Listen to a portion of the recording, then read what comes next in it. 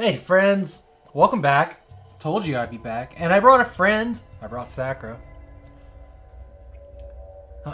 You all know Sakura, but have you ever heard Sakura? Hello. There we go. Sakura started streaming. You started streaming on your channel in December. And it was just going to be a little thing, but then you kept going.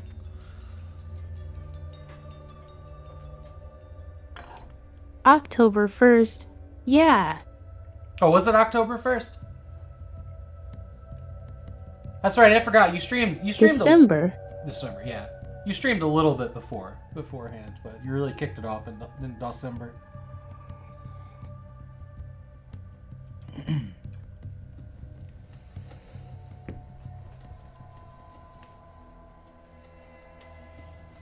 because of the I major sometimes in memory.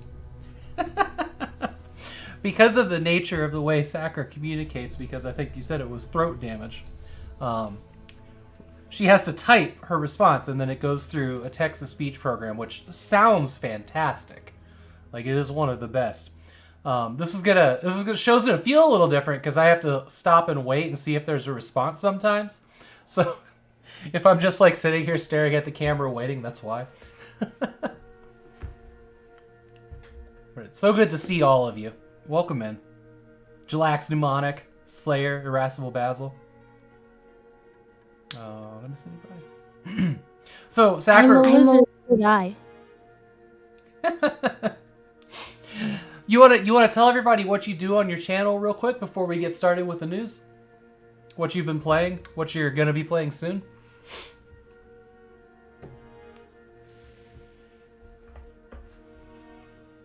Sakura does do good stuff.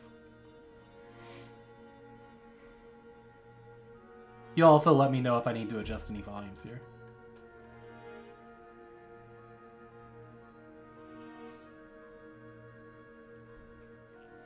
Large variety of retro mix with new stuff. Just wrapped freelancer story today. Nice. Alright, we're gonna dive into the news. The first one up is super fucking interesting to me. Oh, I meant to save this as a PDF. Let me try that real quick here. There's like a weird thing when I click this and then I have to go click that. But I wonder if I save this out as a PDF and then view it, if it won't do that. There's a way to download document PDF. Oh, but I won't. No, yeah, it'll still be there. All right, hang on. Open file. It'll open in the browser.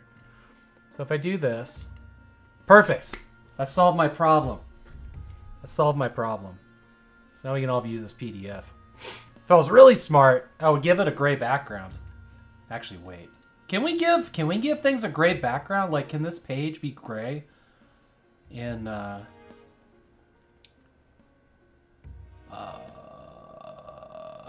Google Docs? Does anybody know if you can do that?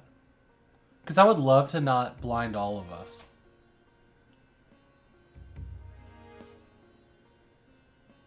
I don't know enough about it to say. Hey, Dragon Jim, welcome in. Yeah, I can't believe there's no dark mode in this. Like, I'll be honest. Settings, pin to toolbar. Doesn't really seem to be a dark mode in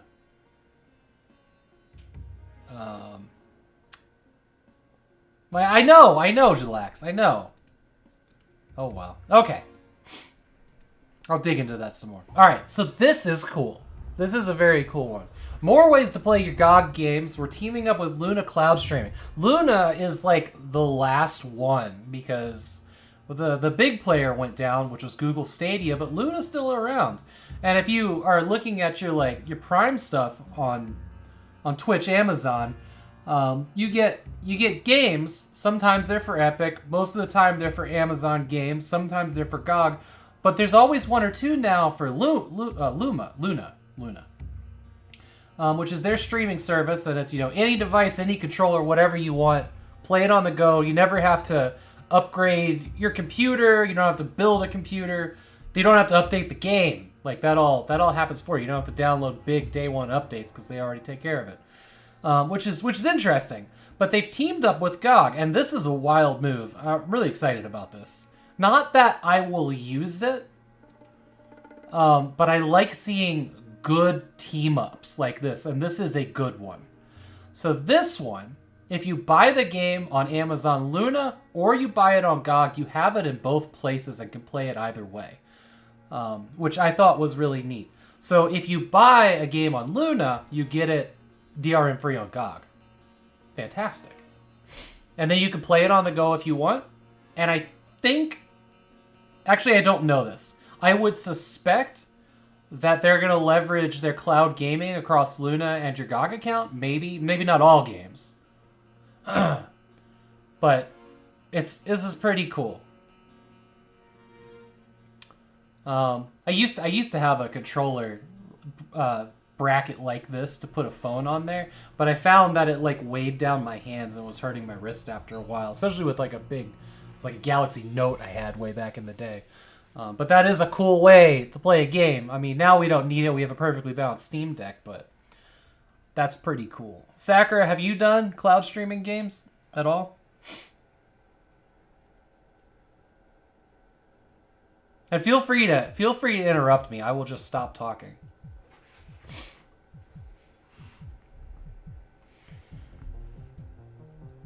Mess with Xbox and Nvidia's. Nvidia's was alright. I used that a little bit on the Nvidia Shield. It was fine. It's definitely better if you're hosting from within your own home and your own network. You know, game streaming. Meant to try Luna this week.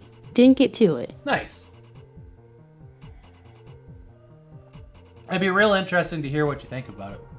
My biggest thing is I have so many games already. Like, having another service that has more games is just a bad idea. Excuse me one second here.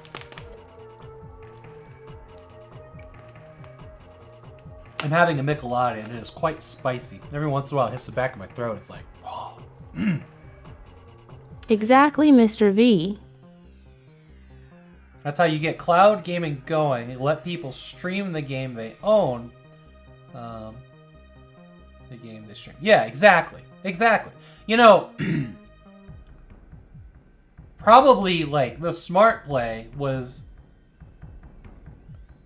if Valve had done this better. Game streaming. Like, they have game streaming, and it's okay. Is this Steam Deck compatible? Yes. Because it's a web service. You log into the browser. Let's see, we go over to their website here. You log into the browser and you play it. It doesn't matter what the operating system is, and it picks up the controller. I assume it picks up the Steam Deck controller, but there's a lot going on here. Well, even Fortnite's on here. And I don't know. I assume you can use mouse and keyboard. Link accounts, browse by store. Ubisoft has its own thing. That's cool. Web services don't guarantee Linux compatibility. That's, yeah. I don't know. I assume so. Oh god, y'all remember Chicken Assassin Reloaded? That was a weird game. It was not terrible, but it was weird.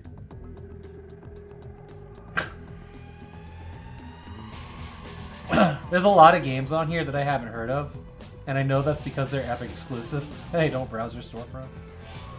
Sky Showtime is a good bad example. I never heard of that one. It's, oh look, so you can do all Prime games too? Oh, well, some of them. Wait, Prime game, this is all Fortnite. Like, 3 or 4 things here are Fortnite. One more Fortnite. Okay, well, block, we don't need that. Alright, I think this is cool. I think that the fact that you can have it in one place, you have it in both, is smart. That's good. That's good for consumers. And options for playing. There's only Fortnite. Yeah, options for playing is always good. Alright, let's check this one out. This one is PSVR 2 production of headsets fails to sell. They halt production.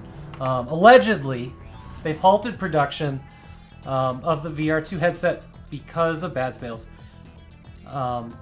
Until they sell out of the stock they have. This isn't necessarily like, an incendiary. Once they actually get PC support, they will sell bangers. Yes. Yeah, this isn't necessarily as incendiary a title as it looks. Because this is kind of good business. If you have a surplus of something, stop making more, right? Like, it makes sense. But the way this is worded in here kind of sounds like they're canceling it right away. And they might. That's usually how these companies operate, but it doesn't necessarily mean that. But yeah, as Sakura said, they did say in here that they are looking at the idea of PC support, which is good. Another headset on PC is good. Bringing PlayStation exclusives to PC is also good. And they'd hit Steam because that's where, Sony's putting their games these days. So hopefully they, it's also support Index and Steam VR ecosystem. So this is interesting. We've got a couple VR stories this week. There's fan-made hacks that do it already, so it's possible without too much work. Yeah. Well, there's a really big VR story coming up soon. We'll get to that in a minute. But yeah, like Horizon Call of the Mountain, that'd be cool if that was on PC. I'd check that out. The problem I've heard, and it was not this article, but maybe another article, that said the problem with PlayStation VR is there's no actual games, but like promissory tech demos, of what they can do, but aren't going to commit to because they haven't.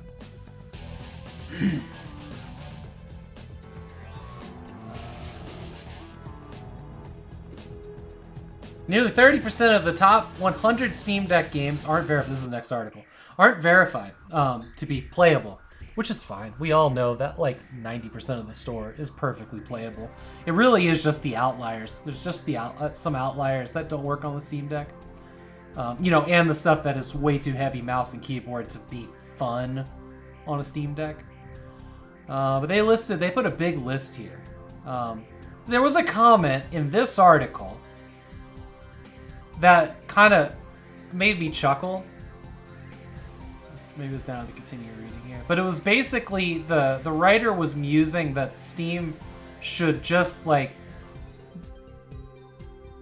pay the fees and have Vampire Survivors pre-installed on the Steam Deck. Which has like an included game that's like bloatware on it. And I'm like, yeah, that's actually kind of funny. Just have it be like a free game you get when you buy a Steam Deck. I think it was this article.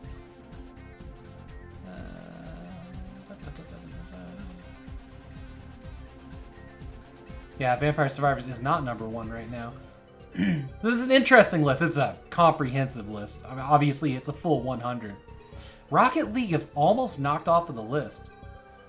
A lot of these games I've played on here, Phantom Pain runs beautifully on this. What's really interesting about this list is that so many of these games I wouldn't play on the Steam Deck because they don't perform well. Baldur's Gate 3, like you're lucky if you can get 30 FPS on the lowest settings, like, and it is ugly at 1280 by 800. Like that one, that's a hard sell for me. And I played the Cyberpunk. Act 3 would kill it. Yeah, exactly. But people are dumping more time on the Steam Deck than they are on their PCs, the people that have it both places. Rocket League is... Yeah, that's a good point. You can't buy Rocket League on Steam anymore. It never came back. Cyberpunk's kind of a hard sell for me. I played it before they patched it for Steam Deck. And it was not pretty. Yeah, Elden Ring, Cyberpunk. Yeah, I couldn't imagine those run particularly well. Even Skyrim... Because it's a Bethesda game, Skyrim and Starfield are like 50, sometimes 60 FPS. I can't believe that Skyrim runs so poorly on it. I don't know what The Witcher runs like. But I imagine like anything Hades would run great. I don't know about Red Dead Redemption, that'd be interesting. Skyrim is 11 years old. Yeah, but it was as poorly optimized then as it is now. Just like Starfield. Starfield runs pretty poorly still. Less so. Even Fallout 4. When I play it on the Steam Deck, it's completely playable. Don't get me wrong.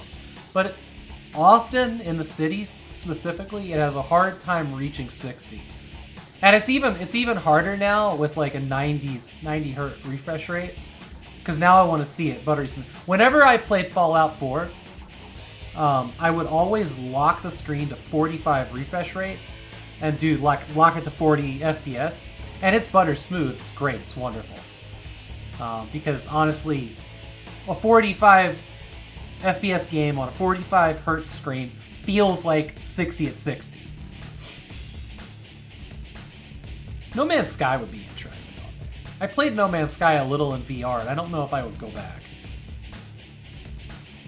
Diablo 4, the Steam version of Diablo 4 plays remarkably well on the Steam Deck. Like, this is what my wife's been playing kind of nonstop.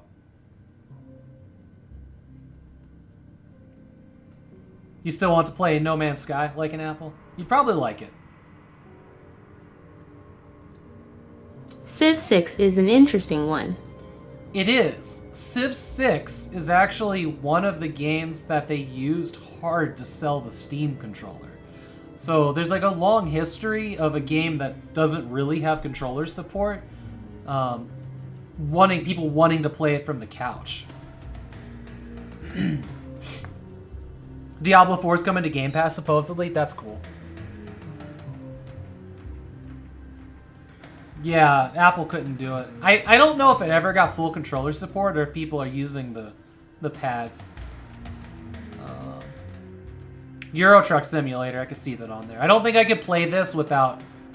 I couldn't play without the real steering wheel. I can't go back from that experience. Jedi Fallen Order, I can't imagine that runs. Well, maybe it would. The new game. That, I did try to fire up Jedi Survivor. No. Survivor's the second one, right? Yeah. I did try to play it on the Steam Deck, and it was 13 FPS. That game launched abysmally. The PC port of Servier is trash. Servier, yeah. Yeah, truly bad. And they've not fixed it. A surprising amount of people playing Counter-Strike 2 on the Steam Deck. When you load up Counter-Strike, what was Global Offensive but is now Counter-Strike 2, it automatically loads a profile. So here's something about the Steam Deck, and I don't think any of the other competitors have this feature. The top of the thumbsticks is actually a sensor.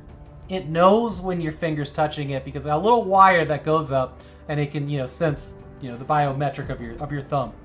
And you can use it as a button. I mean, you can tap it, use it as a button, but what it gets used for a lot on the Steam Deck is the gyro. It enables the gyro. So, like, you can do flicks with the stick, but if you're holding it, you can aim by tilting the console. And I did really well up against some bots when I was just like, hey, this is neat. I'll try it. Why not? Because it didn't used to have controller support at all. But, like, I won a match against bots just with using the aim and tilt. I was kind of surprised by that, but I'm really happy to see that, like, I mean, this is a mouse and keyboard game, first and foremost, right? I'm really happy to see that there's a lot of people playing Counter-Strike 2 on the Steam Deck. That means they did it right.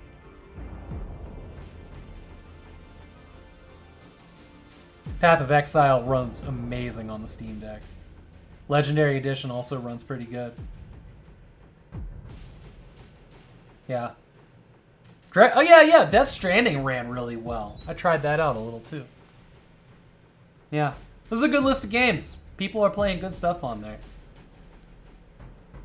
Alright, what do we got next?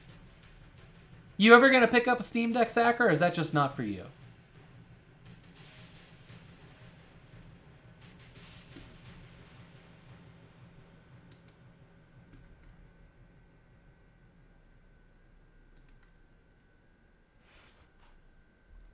I don't game on the go, and I really like sitting at my PC.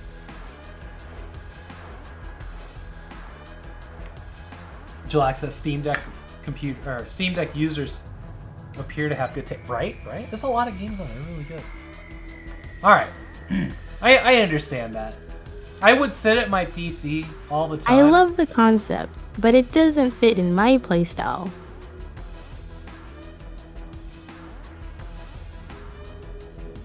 Oh, that's a bummer, Basil. Okay, this one was really wild to read. Apex Legends devs confirm esports hacking incidents respond with layered updates. That's in quotes, whatever that means. The Apex Legends Global Series has been put on hold after all competitive integrity was compromised. So there is suspicion that hackers got in through Epic Online Services Easy Anti-Cheat. And what they did, this is weird, they put cheats into competitive games. So like, you know, an esports player would be playing their game, and then all of a sudden, there would be like a wall hack thing just suddenly on in their game. They could see enemies through the walls and like aim lock and whatever. So these trolling, is, you know, this is pretty fucked up. Trolling feels so light. These assholes were injecting cheats into non-cheaters' games during a tournament. If I'm reading this correctly, and that's pretty fucked up. I think we got a video here, actually. That's just terrible. Wait, what the fuck? I'm getting hacked. I'm getting hacked. But I know. Sure. Can you play the game? bro, I'm getting hacked. I know, but can you play? Yeah, but it's cheating. The fuck? I know. Sure. I know. What? Like what? No, but is it fucking up your game? Yes, I can see everyone. Like You need to leave. I didn't leave the game, right? Yeah, I'm leaving.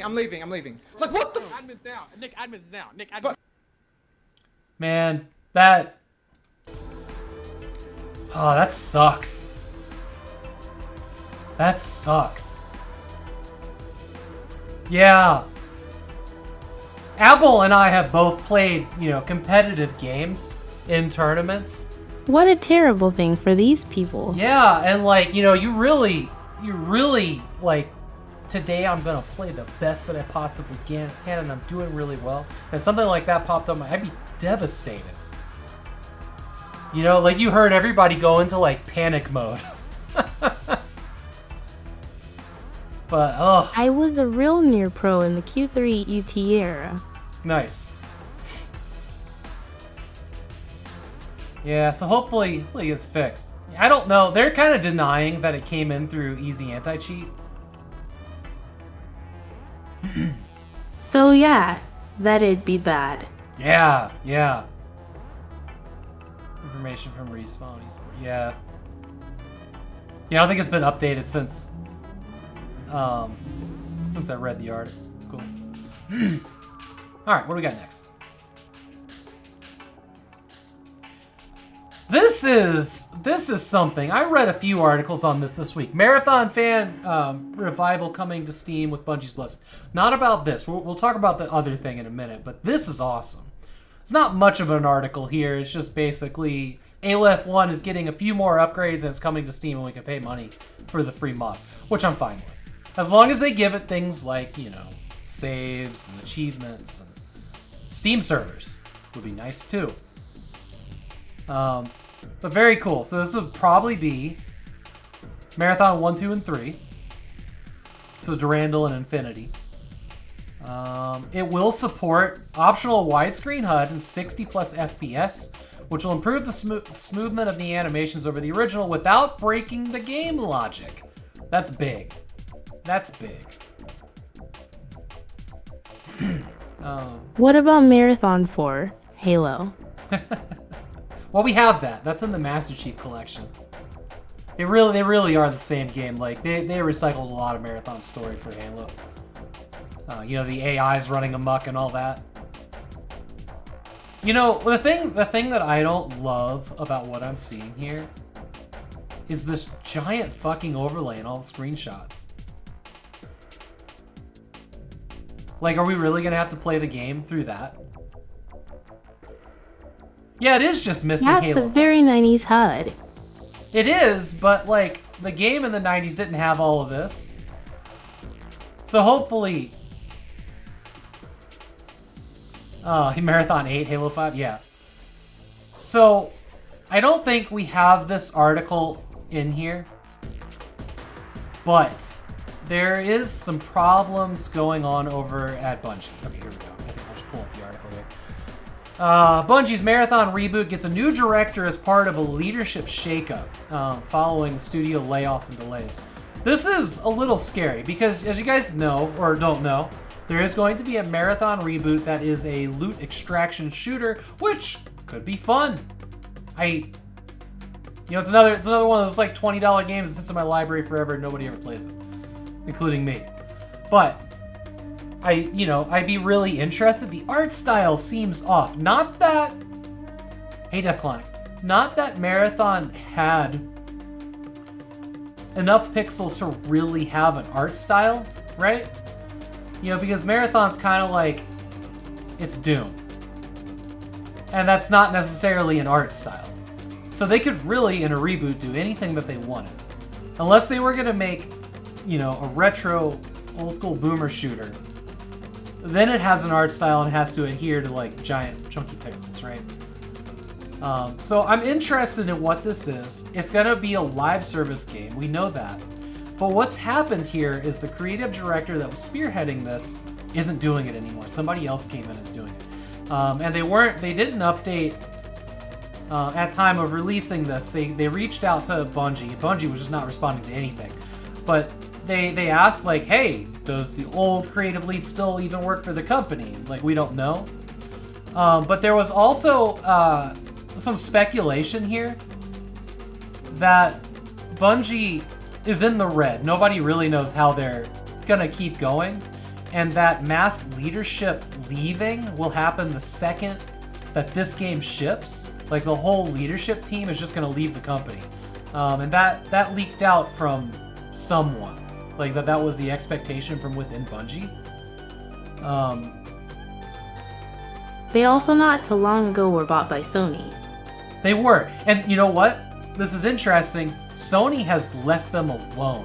Sony has not gotten involved in their finances. Departures always happen. Yeah, it's true, but I think they're talking about like the entire creative leadership team. Let me see if I can find. I think it was this article. Yeah, they had layoffs last year. They saw 100 employees go. That was a sad day. Confirming job cuts. Okay. It must not have been this article. I keep running into these short articles and not like the things that I was reading. But what's interesting about the way that I do prepare for the news show is that I work on my projects. Like today I was working on getting all of the Legends books hole punched and in their folders. But I listen to it as a text-to-speech. So I never really look at the article and the pictures. I'm just listening to it. So I don't know what article it was that or where it was that I actually listened to it because it was just an audio thing.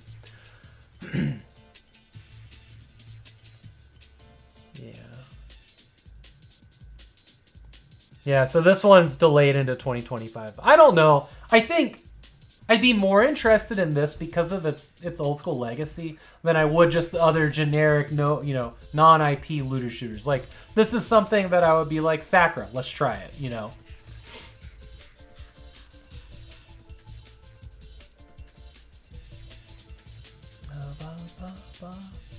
How does it filter out ads and other garbage? What do you mean, Defclonic? Are you talking about my browser?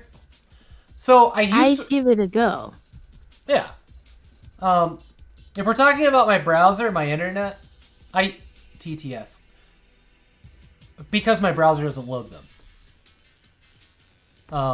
But what it does do sometimes is like, it'll just throw these like random pieces of text in there and it's really annoying. And if there's like, something like a read next that's like internal to their thing, it'll read that and it's kind of like off-putting. The one thing that I hate from text-to-speech when reading these articles is at the bottom of every fucking page, it's like, tells you about the author, and I was like, I don't care. I just don't care. It is filtering out the garbage. Well, but only because I have an ad block DNS.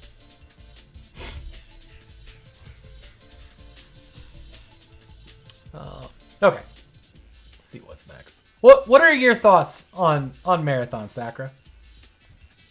I know you've had some opinions in the past, but now's the time.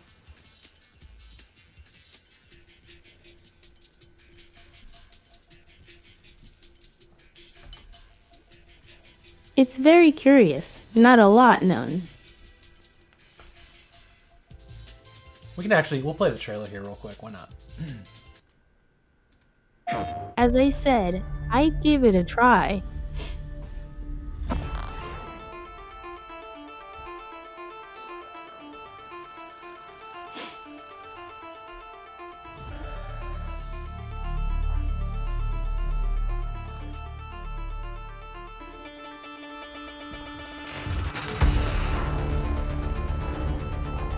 It's colorful, and I love that.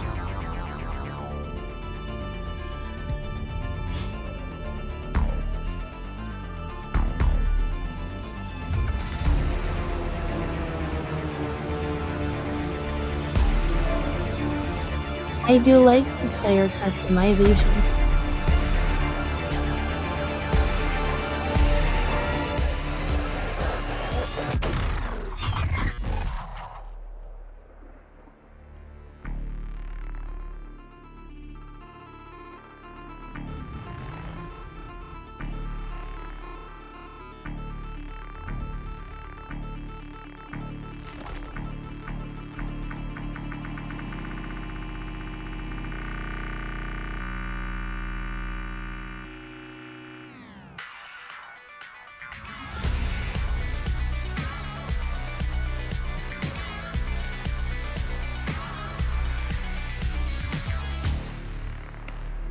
I mean, to be fair, that is a phenomenal trailer for any game, right? Like, that trailer looks good. It sounds good. You know, it doesn't show much. It just shows that dude died. He ran really far and then got shot in the face. I do like the player customization. I have no idea how this fits in the lore. It doesn't. They cut it.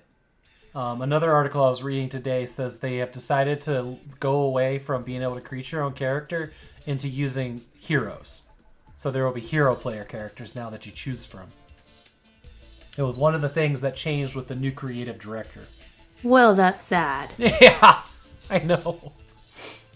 Yeah, but trailers are not game. Absolutely, the trailer is not gameplay. But what I said specifically was that was a good trailer.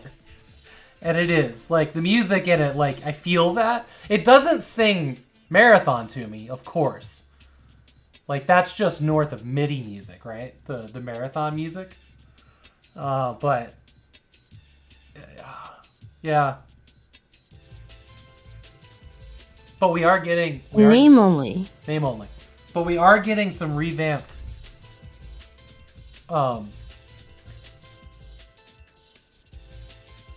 you know, old classic Marathon games, which is great.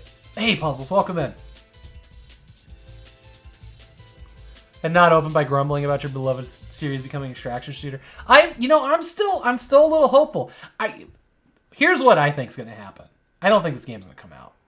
I think that things are so bad over at Bungie right now that it's just going to get canceled. That's what I think will happen. That's my prediction. And I hope I'm wrong because I'm interested in what it's doing. And what would be really cool is if, like, we saw extraction maps out of, like, classic marathons. You know, the big city maps that they had? Like a full fresh coat of paint, you know, stuff that we've seen before. I think that would be really cool. But one thing I didn't see in this little teaser, was anything that resembled the insectoid aliens from the original game. It was nothing in there seemed like it was... Well, no, there were those robots, weren't there? Is that what those were supposed to be? Because there were definitely, like, android symbiotes.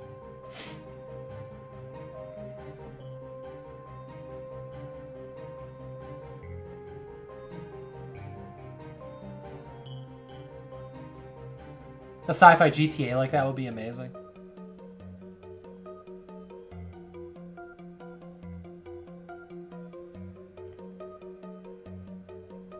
I don't know. Because, like, nobody's really doing good enough, Jalax, to be able to hire anybody. Like pretty much everybody's on a like let 100 people go and go on a hiring freeze mode right now, and it sucks.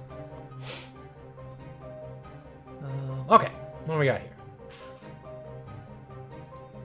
Lego goes all out with a 3,745 piece D&D set with its own adventure. This is pretty cool. $360. I'll see if Yes, I can find it. please. Yeah, this is cool. And it says it's a set. So is this like a price for multiple sets, or is this one specific set you get it all? Yeah, so D&D. Are you posting the stream on YouTube later? It'll be in my VODs on Twitch. 360 is not a bad price for a set of this size, honestly. I agree with that. It'll go on YouTube eventually. I'm really far behind on getting my VODs on YouTube, but this will be in the Twitch VODs for like the next 60 or 90 days or something.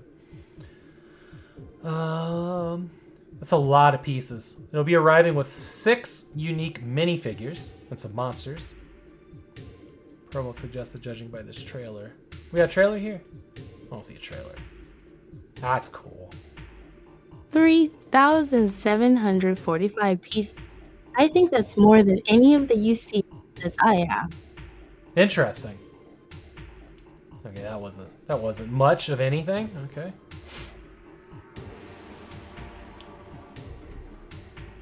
What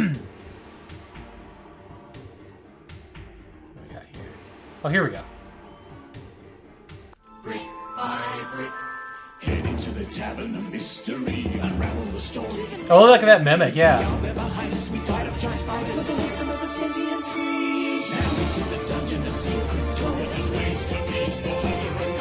get out of here. Adventure in action, we take on a drag. The battle rages on as a wizard, rogue, or cleric. This adventure so epic. I told you it was a mimic. Lego items. That's cool. That's cool. That's that good stuff. Let me see here real quick.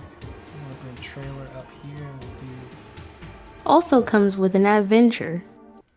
Yeah, it comes with its own campaign, which is great.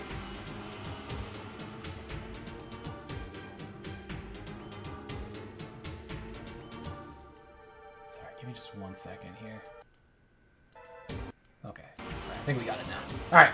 I am a big D&D nerd. Yeah, you play a lot of games, like once a week or twice a week?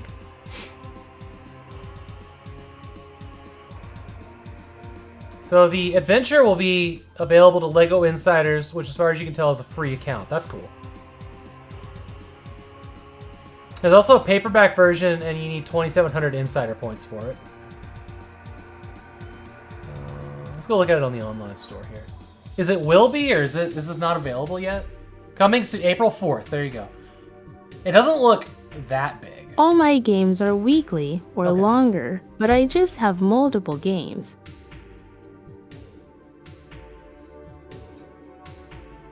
Man. This is really cool. That dragon. Yeah.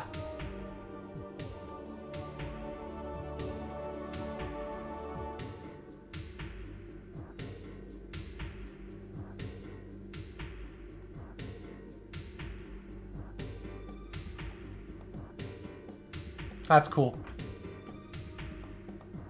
All right, what do we got next?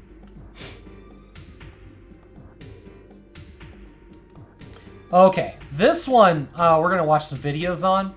So Ubisoft, there's been some tech demos, but Ubisoft is actually like using their narrative team to create a tech demo for a Neo NPC using AI that you can talk to with a microphone and it'll answer your questions.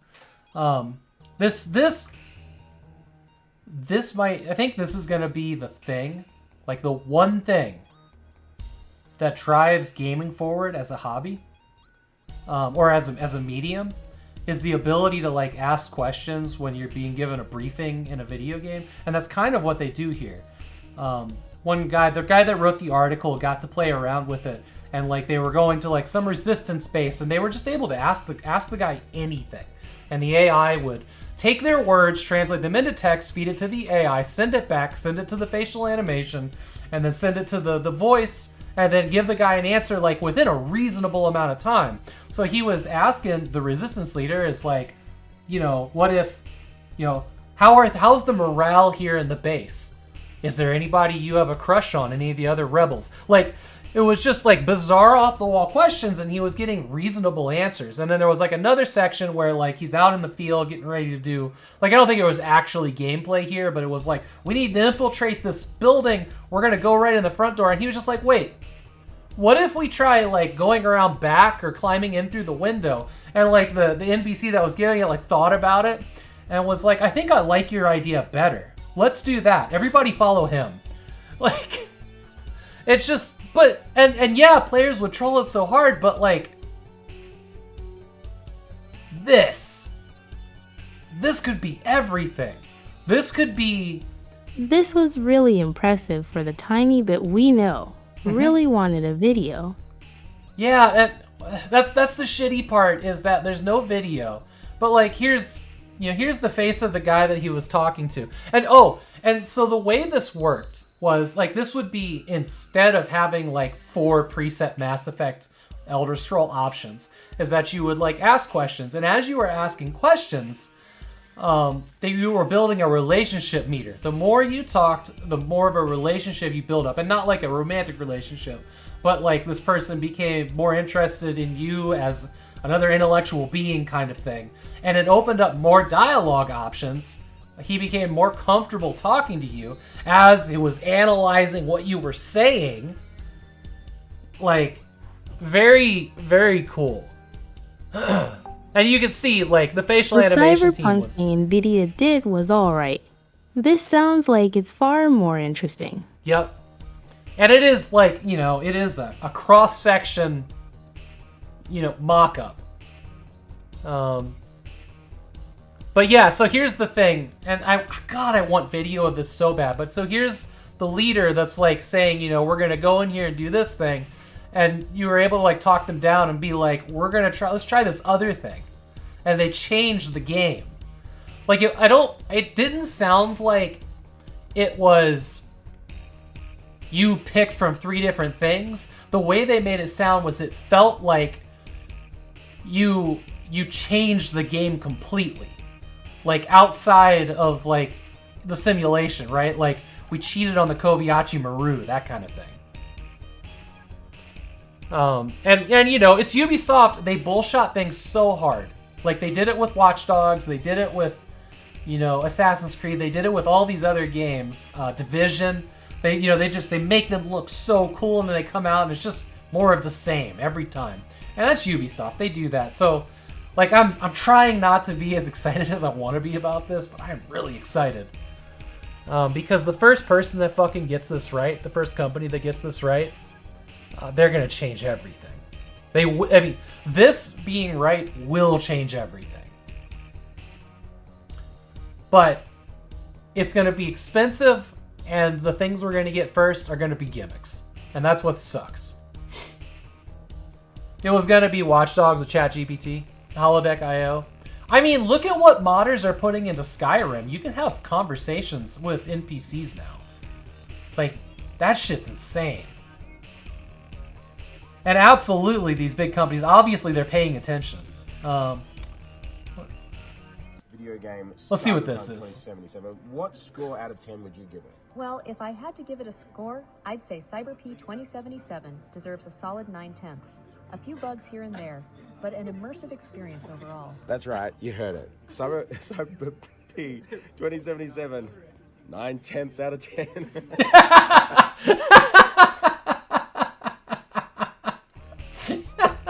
GG. I know. Oh man, but like this is it. Like, you know, pay attention to the other part of this, right? If you were to review the video game Cyberpunk 2077, like, what score out of 10 would you give it? Well, if I... This isn't bad. Like, this is, you know, below Uncanny Valley, But the fact that it's able to, like, it seems like it's responding really quick. There's probably, like, a cut. But, like, just eye contact and have a conversation with me? Yes. I had to give it a score. Voice sounds I'd say good. Cyber P2077 deserves a solid 9/10.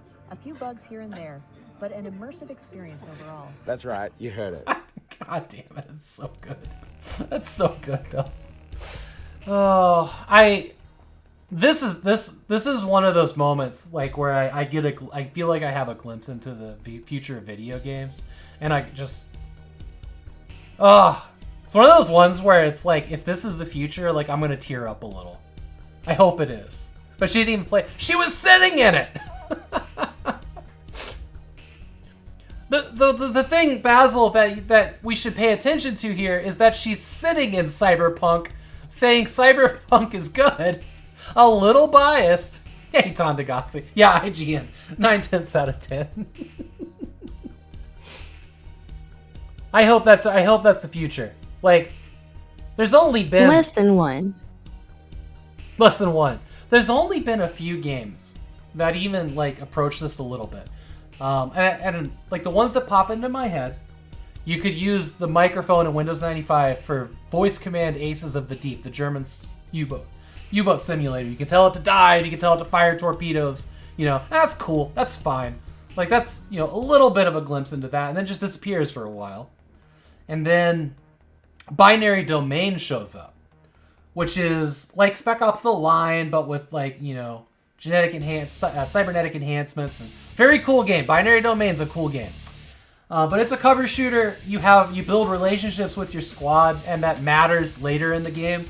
But one of the things that it featured on the Xbox was if you, and on PC, but if you plugged in your headset into the bottom of the Xbox controller and put it in your ear, you could give orders to your squad of 2 people with a voice command, which was very cool. Gears of Robots. Yeah, it's Gears of Robots. Look, Binary Domain is not a perfect game, but it is a good game. Like, I was very happy playing it. Hey, 1x2bits. There is an RTS that you can give orders to troops by voice. It's a Tom Clancy game from over a decade ago, and also a WW to one more recently. That game was called End War. Was that Tom Clancy's End War? I have a copy of it, but I've never played it. Sounds right. Yeah. There were 4 games that came out in the same year. End War, Hawks, a Splinter Cell, Conviction, and something else. Hawks 2 came out real fast as well. But there was another game that came out, and it might be that one. But End War, that was the RTS that I can think of. But what I was going to say is, like, you know, shouting orders at the computer is not a new thing by any means, but it is not common. Like, that's a really rare thing. But, like, just jumping into the next step to, like, being able to have a conversation with an NPC, dude, I want that. I'm going to feel stupid as hell sitting here by myself talking to an NPC, but I felt stupid as hell when I was, you know, in 1995 when I was shouting dive, fire torpedo, you know, into the computer in my parents' bedroom. Okay, let's see here. All right. They're making a second live-action Popeye movie. And I say second because apparently there was a Robin Williams Popeye the Sailor Man movie in 1980. I've never heard of this. Has anybody seen this? Who's seen this? Rest in peace, Robin. Yeah. That too. I have. You have? You've seen it. I didn't know it existed.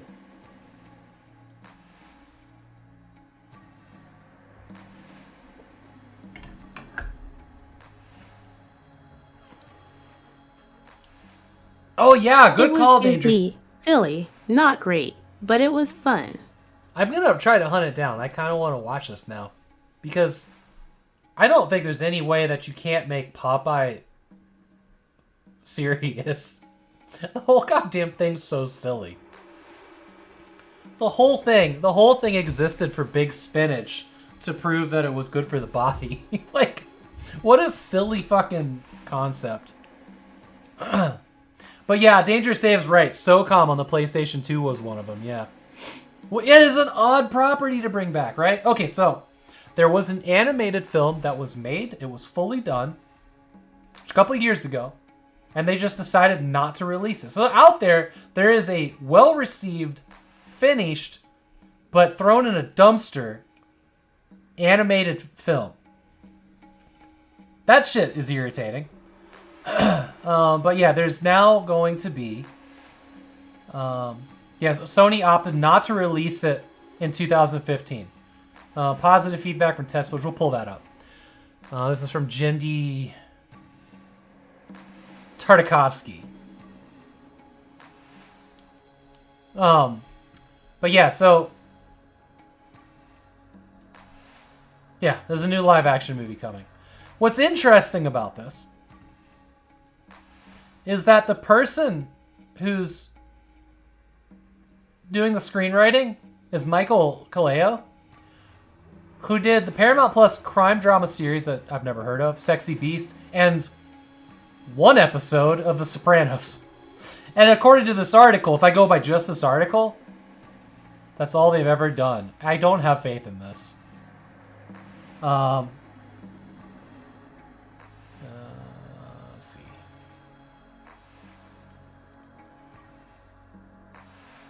Yeah. Let's look him up. Let's see here. Yeah, low chances of it being good.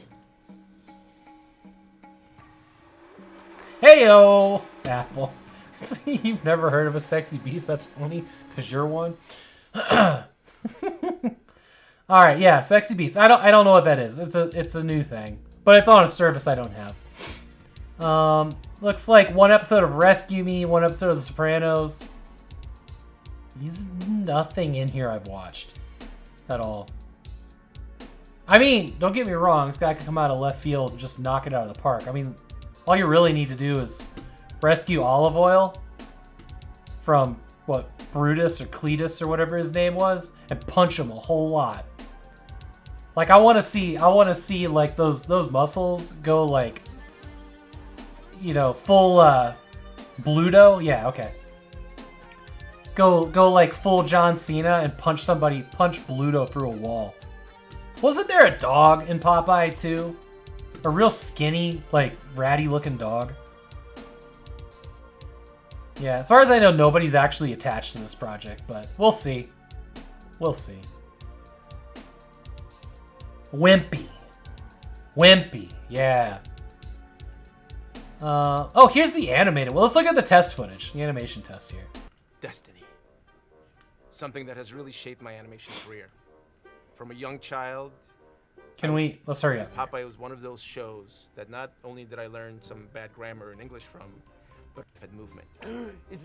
I realized what he meant to me. From movies, the voices are all temp.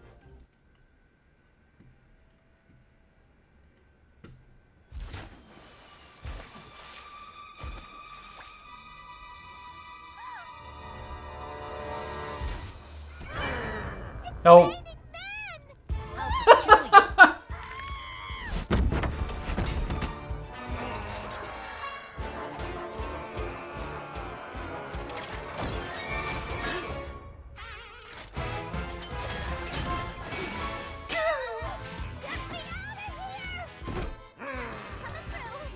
Miss Oil, I'll save you. Save me? Who's gonna save you? I'll be right with you. This is all just a dream. I guess so. It's just taking a little longer than I thought. Happy thoughts, hairy children.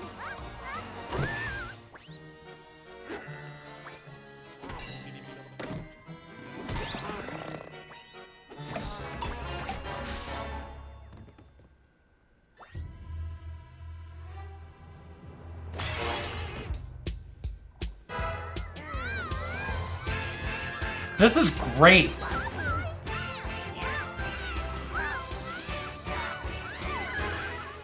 Olive. No! Holy rabies! He never shot spinach into his veins. Feel really bad for all of those hair. That wasn't bad. No, it was beautiful. We got ads coming up here in a couple seconds, so we're gonna take a quick break, refill our drinks, and use the restroom and all that stuff. Actually, I'm gonna go ahead and trigger him now, so we can go do that, and then we're gonna dive into some more news.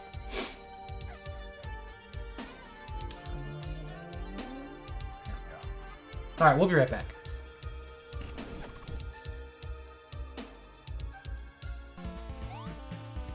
And you can wall climb, and then these guys come up. I think the zombies. Oh. Wow, I'm getting owned already. I haven't played this in years. There's points in those little health things.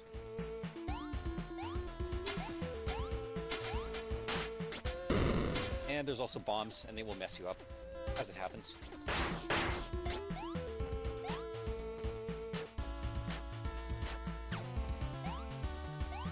Don't sword your way into the spikes. You're supposed to be jumping them. Not quite sure how you get into those. I'm just doing a little demonstration right now. We will get to the actual playthrough in a second.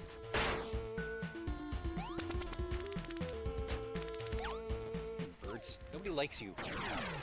Yeah, so that's what happens if you die. I totally meant to show that off.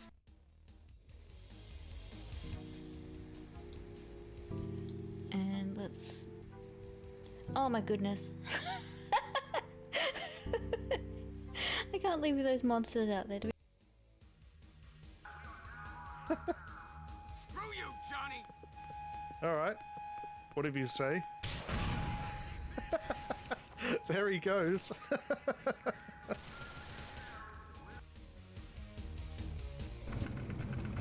It's so nice. Action button. I'm pressing it. Oh my god.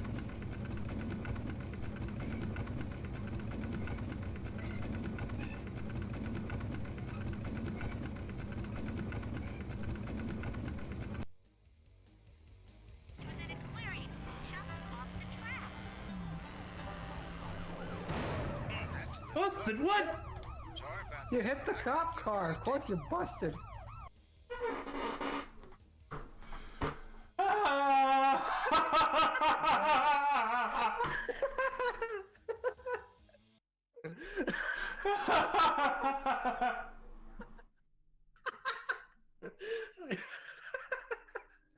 I forgot about that.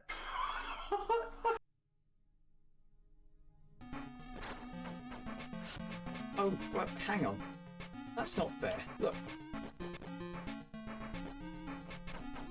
Look, you kick a dog, the dog stays kicked. Now, why can't you do that with people? That is discrimination. Oh, fuck.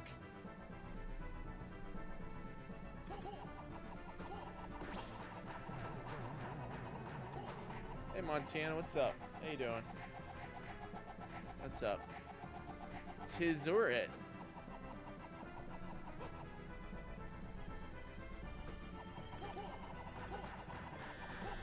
One, 2, 3, 4. Right here.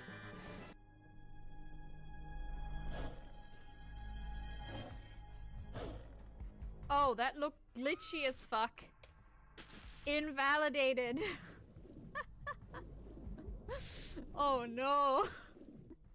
No one saw. It's all good.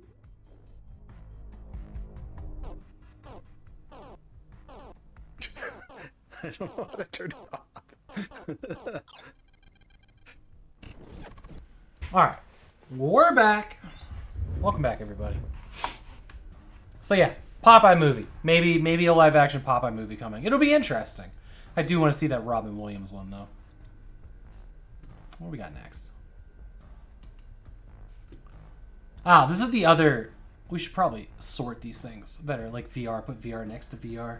But there is a company, a new studio, Flat 2 VR, which is a community project turned studio, which is really exciting. And their goal is to make really high quality standard video games into high-quality VR games, which is fantastic. I'm all for this.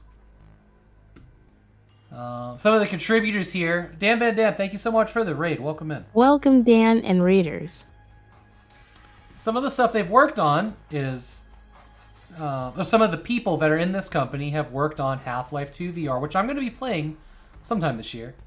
Outer Wilds, Firewatch, Neon White, Team Beef. Now these guys, I do have beef with them because there's Doom, Doom 3, and Quake 3, but they're all like Oculus exclusive and don't work on Steam Index or Valve Index, last I remember.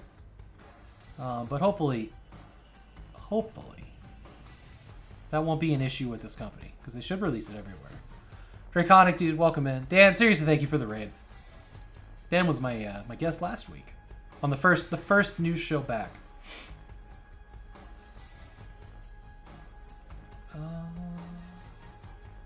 So there was a note here. Following poor sales of Assassin's Creed Nexus VR, which isn't available on Steam, so I haven't heard of it.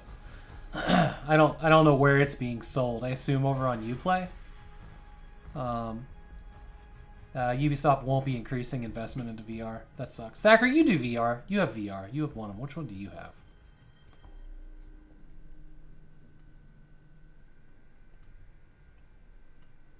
Show's going good tonight, Dan. I have a first gen V. First gen V. Okay. Oh, Vive. I can't see what she's typing. First gen Vive. Sorry. Yeah. Yes.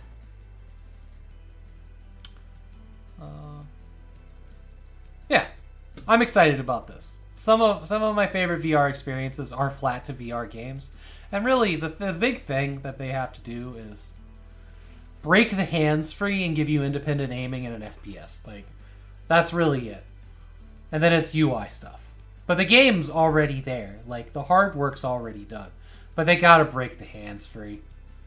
You know, like the No One Lives Forever 2 VR is really cool for being in the world. But having the gun stuck to your nose is not fun. You have to play that one. You have to play that one with an analog stick. A lot of VR makes you sick. It's blurry and kind of ugly. Was fine for the time, but not something I use regularly. I think I last used it for Alex. The Vive, yeah. Yeah, the Index is a lot clearer, but it definitely has the screen door effect. If y'all don't know what that is. Have you ever looked through like a screen door on a house and you see like the lines there? When your face is so close to a display like that, your eyes can pick up the pixels sometimes, and you can kind of see the spaces in between them. I haven't used any other VR sets except for the Index. It's the only one I've ever used. But it is really easy to look past it,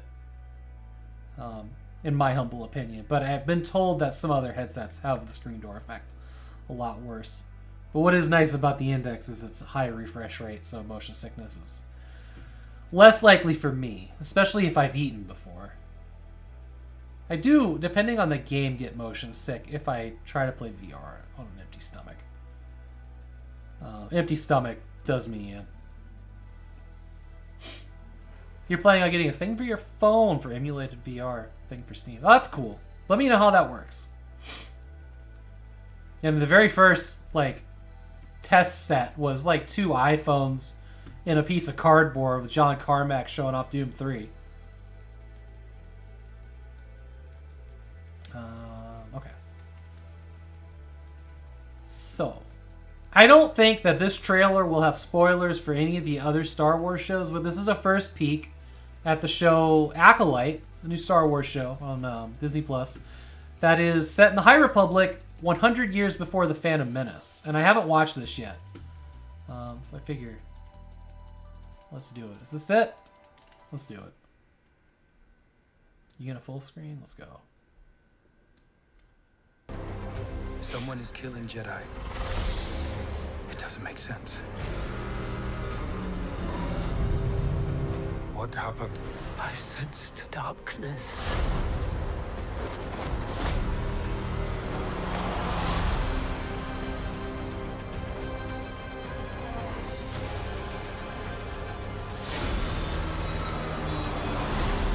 isn't about good or bad. This is about power and who is allowed to use it. What is that?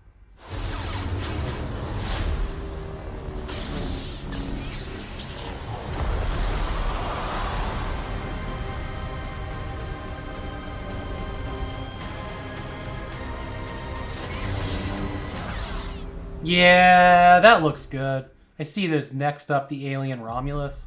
Yeah, we're absolutely going to watch that here in a second. So Acolyte looks good.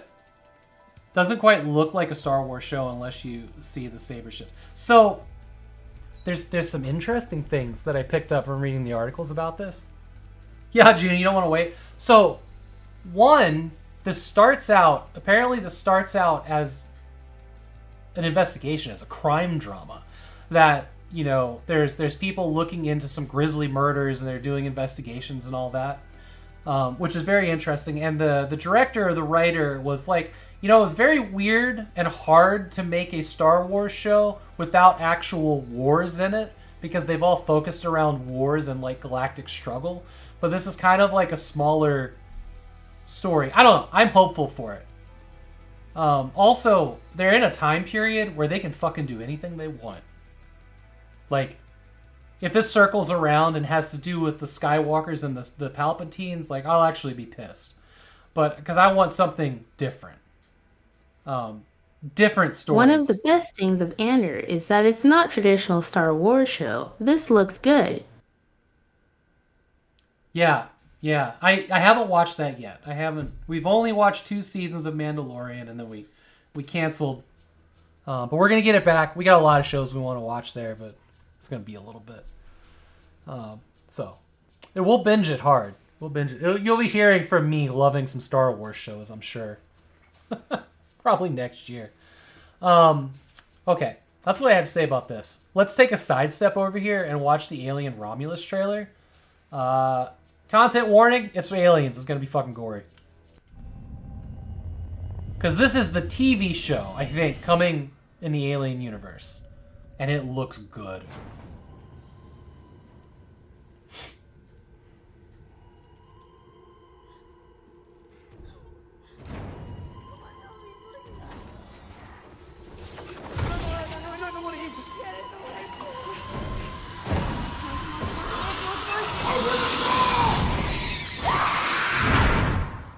Run.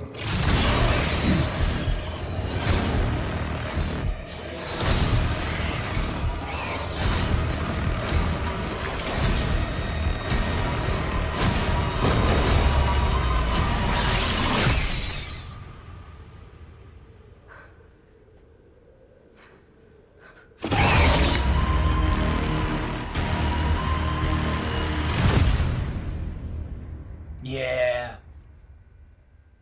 Yeah. I want it. I want it. I can't wait. Hold on. Okay, let's look this up real quick. I just want to make sure that this is actually a TV show. Because I know a TV show was in the works, but maybe this is a movie. That was certainly some Xenomorphs. Yeah. Okay, this is a film. This is a film. Because the TV show they were talking about was going to be like about Weyland-Yutani Corporate or something.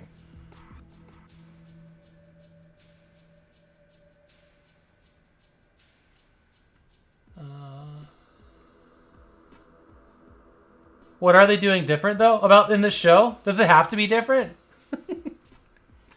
What is the Alien TV show called?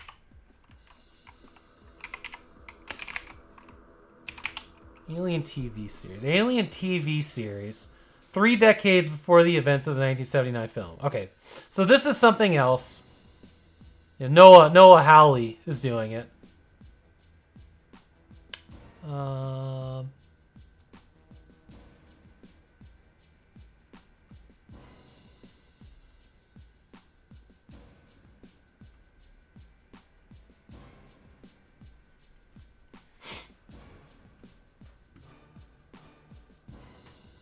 Shoot the series from January to July of 2024. All right, so it's in the shooting stages right now. Expected to premiere in the first half of 2025. Okay, we got a ways for this one. I'm excited about this. Oh yeah, it was delayed because of COVID, sure. I'm excited about this because the Wayland Yutani mythos has always kind of interested me. Like, how do they get to be so greedy looking for biological super weapons? I mean, we all know how they got there. Like, it's all a trope, but I kind of want to see it.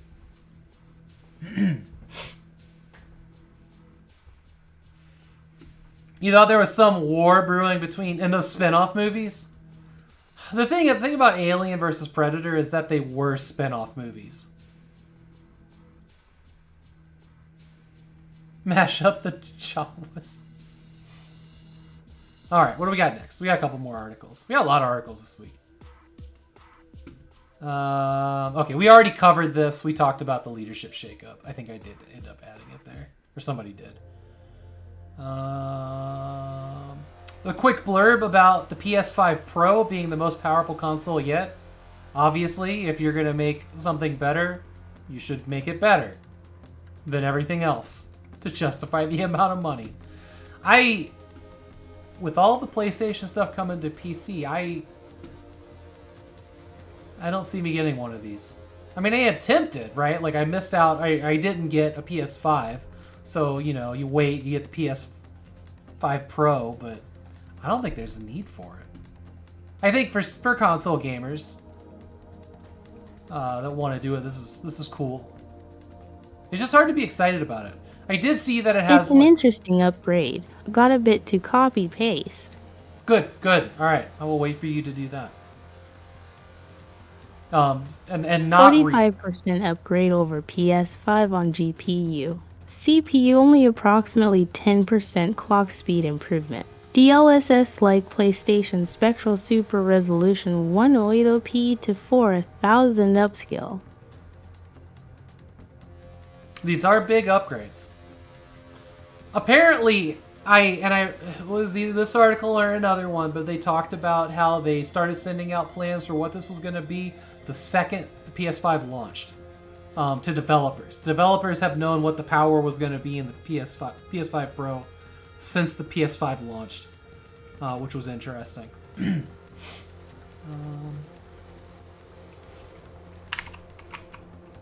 see if that was this article.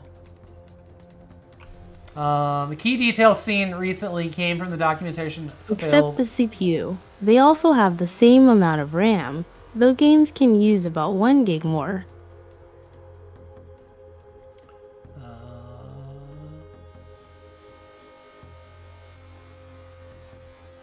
Continue. Trying to find, yeah. So it seems like, 2016? March 2016, before, several months before.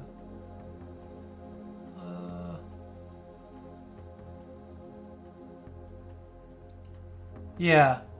So we've known this was coming for a long time, and it seems like the specs have been out there for developers. Unless I'm misreading that. Yeah, no, that's weird. The 2016 is what's weird because the PS5 was not out in 2016. PS5 came out in, like, what, 2022? 21? 2020? I think it's a fairly recent thing. We wouldn't even know what hardware existed in 2016. Oh, this is for PS4. Okay, I misread this. This was for PS4K and PS4.5. Got it. They're talking about how the things were... The second tier of leaks...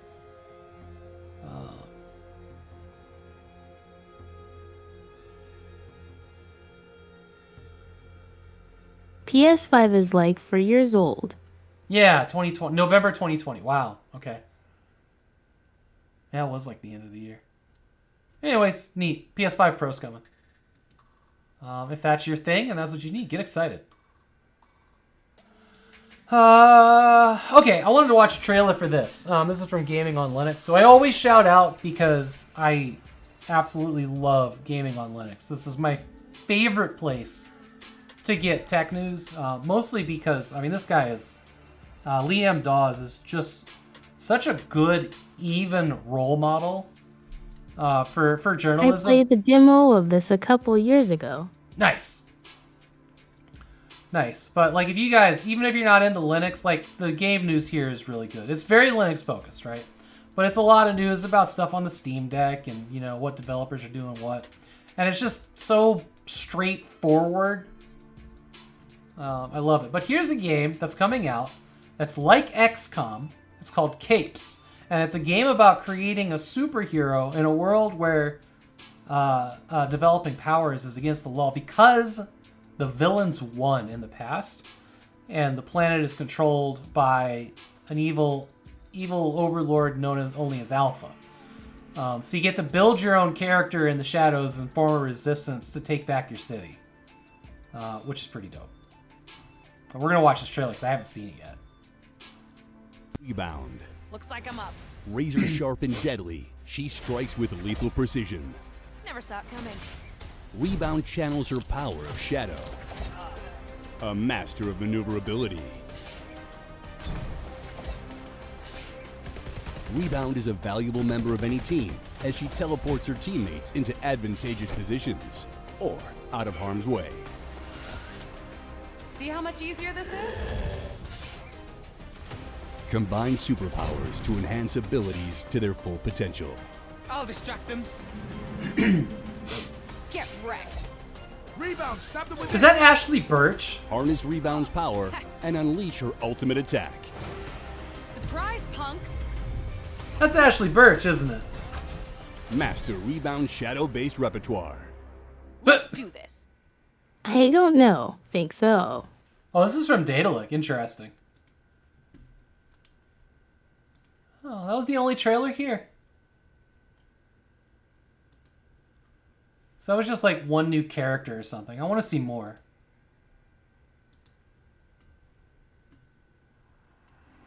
Doesn't seem very heroic to stab people in the back. Hey, Borg. Yeah, it's pretty violent.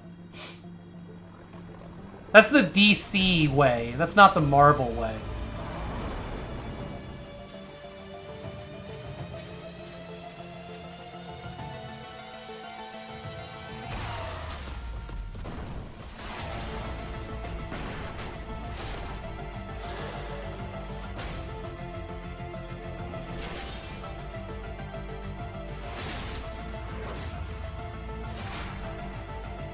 This is from the Hand of Fate devs. Oh, cool.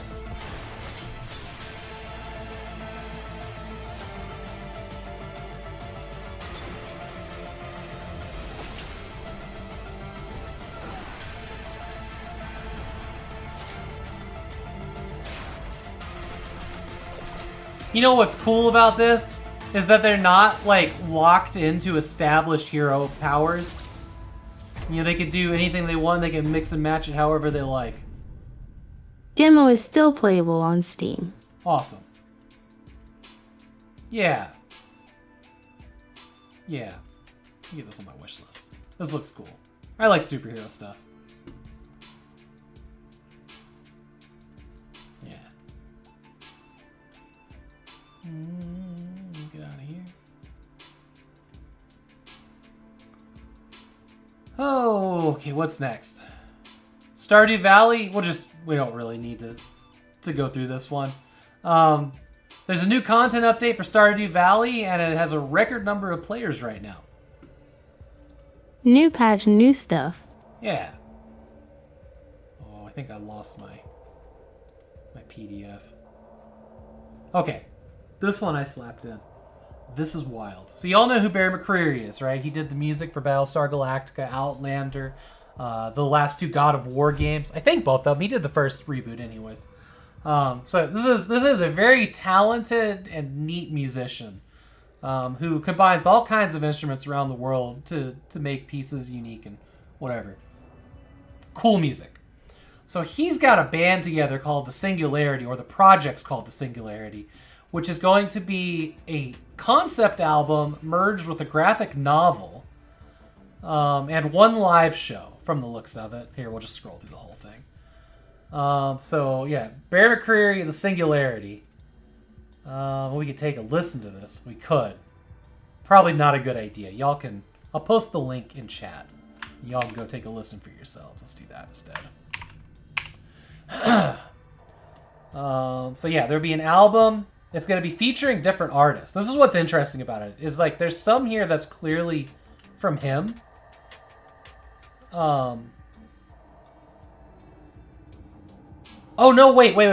These aren't song listings. These are artists. So there's specifically Slash from Guns N' Roses, person from System of a Down, Corey Taylor.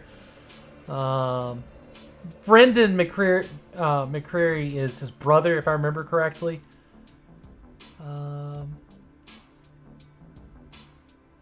Brendan Small from Metalocalypse. See if there's anybody else in here I recognize. Not really.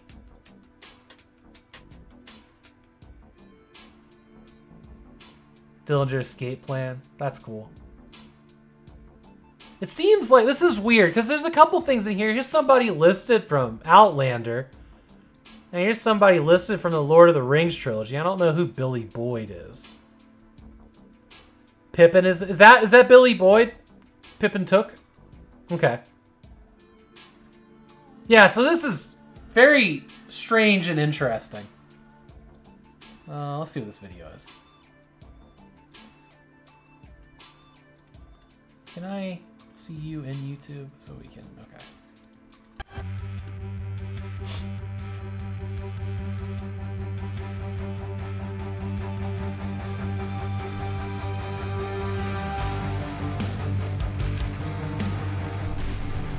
Very Jimmy Page right now.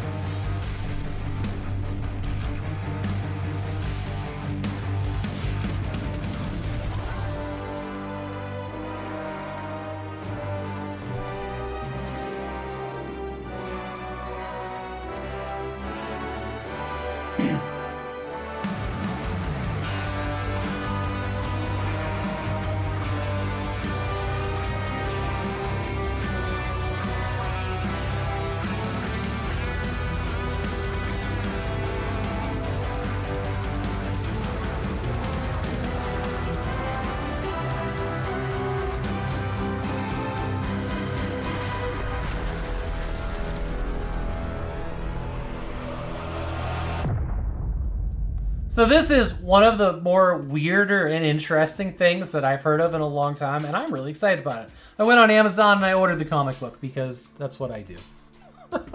Slash is so old. I know, I felt like I was going to say it, and then I decided not to. It'd be like, I can't believe Slash is still alive. But I think we're all feeling it. I think we're all feeling it. He's still rocking, though. Whatever Fountain of Youth he's on, probably cocaine. But... yeah, he's still kicking it.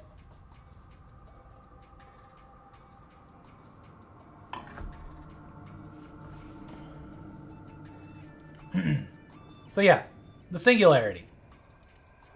That's cool. I'm excited about that. I think it's probably just kind of going to be whatever, but maybe it's not. Maybe it's going to be the next big thing. It'd be really interesting if, like, this takes off so much that somebody's like, I'm going to turn that into a movie.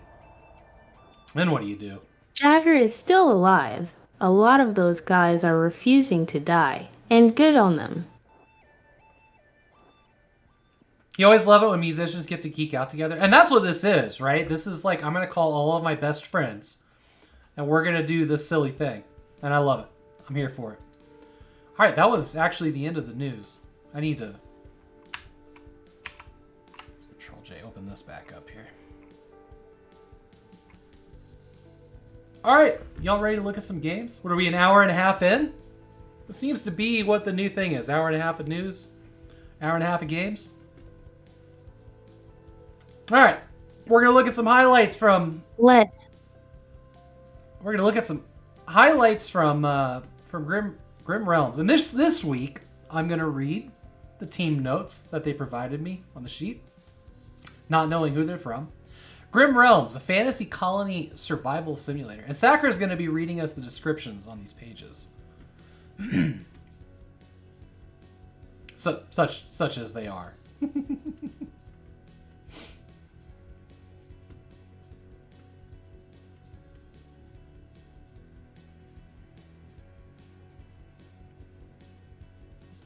A fantasy colony survival simulator. Guide your villagers as they struggle to stay alive in a world overrun by the undead.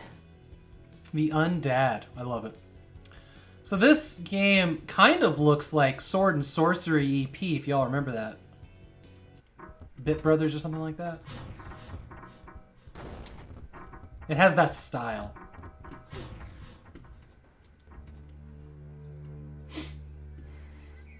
No, no, not the Undead. You know, what does this look like? Apple, you played a game like this.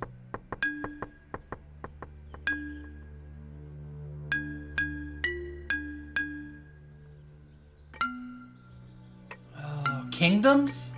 Was it Kingdoms? Kingdoms, yeah, Lost Wolf. Hey, Lost Wolf. Kingdoms. That's what I was thinking of.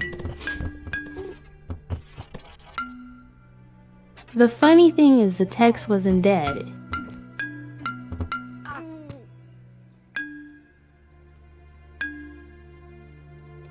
This is, a really...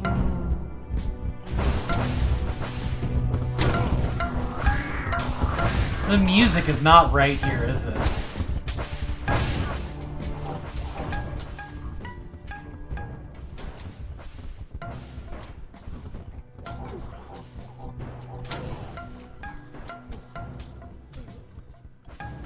This is not what I would call a good trailer. Like, I'll be honest. Yeah, I read that as anti-ethical.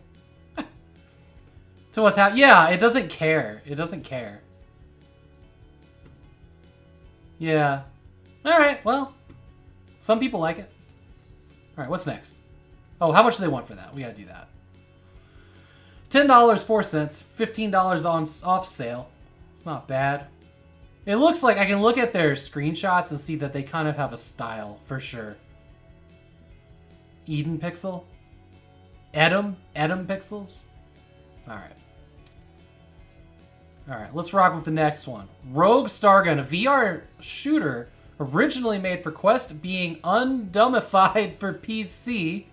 Looks potentially fun. Nice aesthetic. Alright. I wrote that. Yeah, you did.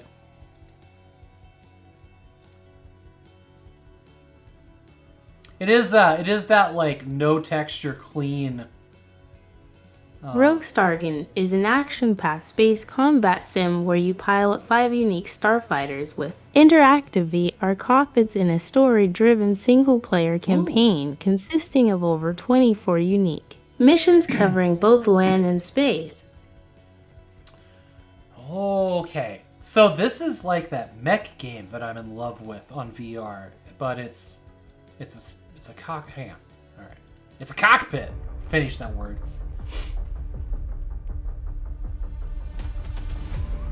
Oh yeah. Yeah, this looks cool.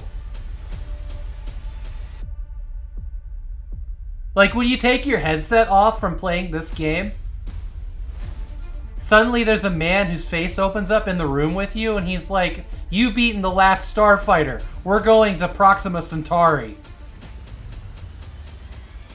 Like this is what that game is.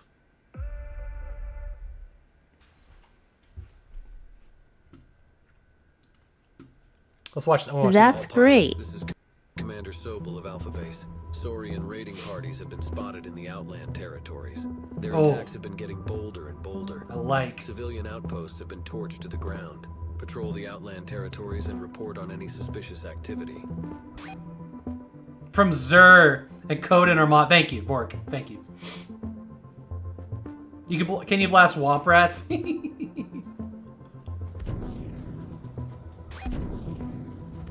This is Krall of the Blood Razor clan. It is time to die, meatbag.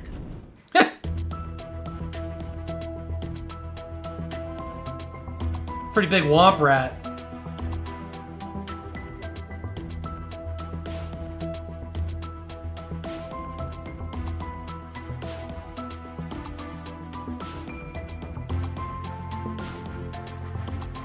Yeah, this looks great.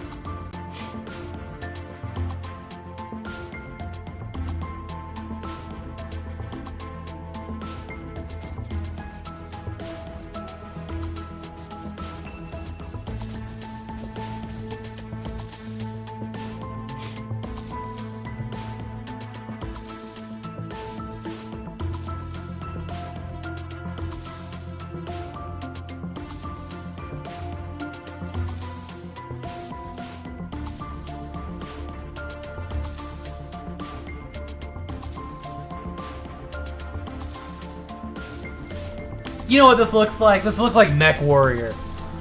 This is what VR Mech Warrior 2 would feel like. And I'm here for it.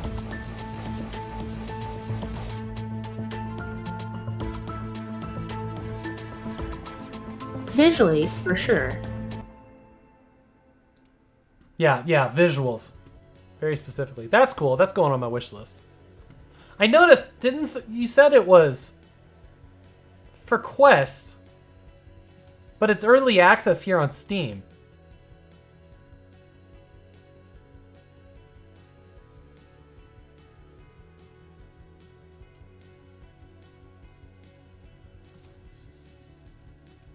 Alternate control schemes, additional controller support. Oh, they might be adding joysticks to Yes, it.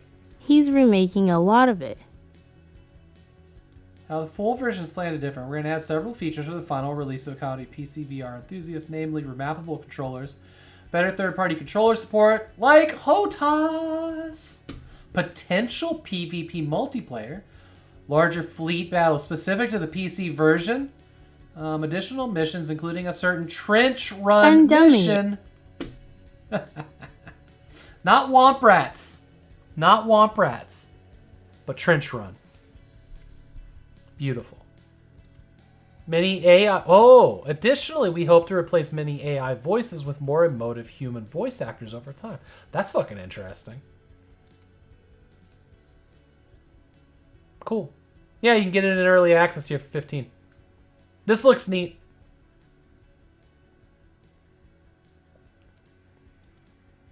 That's the thing that would have broken the world in 1995, right? The VR game like that. All right, we're on to Sunday, March 17th. Eye on the World.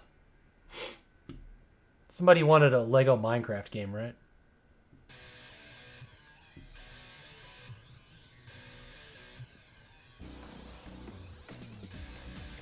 Congratulations, you've been appointed the town's special probation officer. What? What is this game? Eye on the World is an exploration adventure game where you will find various objects in a voxel diorama. Let's dive into the world of exploration.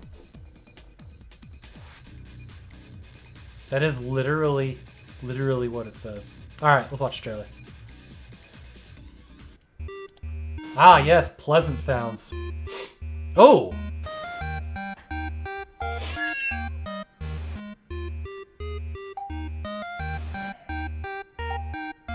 What? Hold, whoa, no, whoa. What kind of poor parenting happened over here? With this girl in the front strapless chin bikini. What is happening?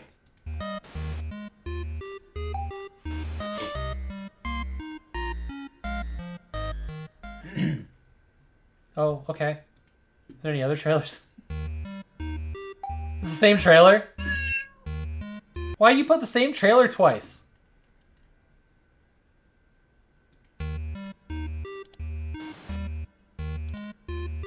Yeah. Okay. Well, I don't think that one's for me. No, I don't think that one's for me. I don't think it's in English. Well, interface is in English, I guess. Pixelate I Spy, I guess. I'm more concerned with that little black girl's bikini. What's next?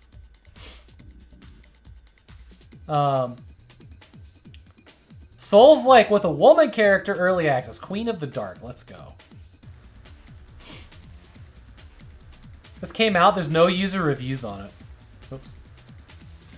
Yeah, keeping her voxels going. Yeah, I guess. God is a third-person open-world game where you can freely explore the lands of Arzam and fight against all kinds of dangers. The AI of the enemies offers a different experience and challenges the player in extraordinary situations. Let's see what we got here.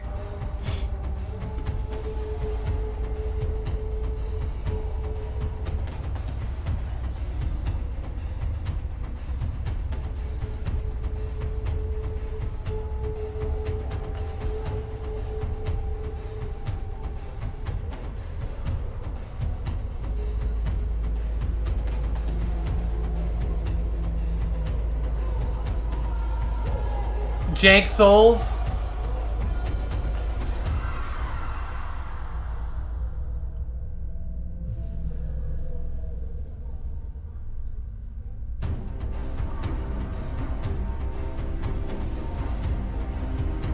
Yeah, we got Elden Ring at home.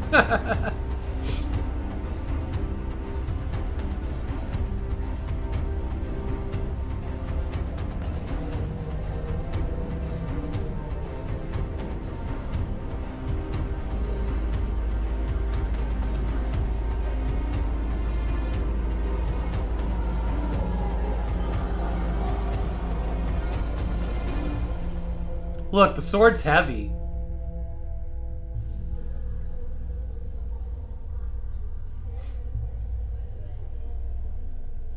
The queen is back. So, here's my comments on the trailer. So you saw this thing where the camera, the camera had this cool, we're flying in, we're twisting, we're diving through the door, we're going in here, and boom, we're in the dude's face. Okay, right? So the same trailer has this cinematic.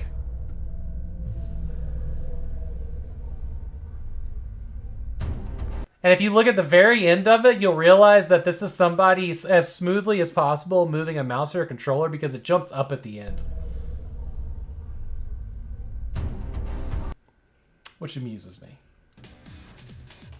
Alright, how much do they want for that? $18.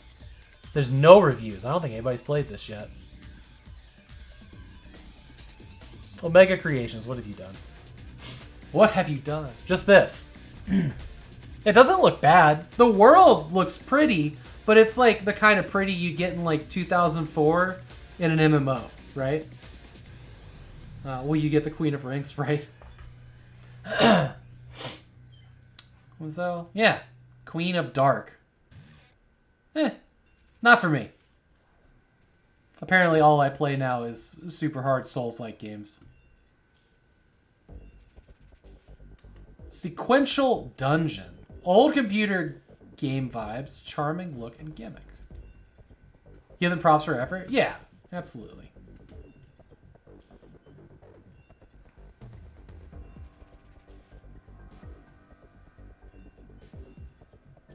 Has a short features list in here. Far better Welcome to Sequential Dungeon, where 64 different levels and 8 uniquely themed floors await you in a simple yet challenging experience. Get ready to clear each of the levels in a limited amount of moves while mastering a varied array of different mechanics. Varied array. Alright, let's see what we got here.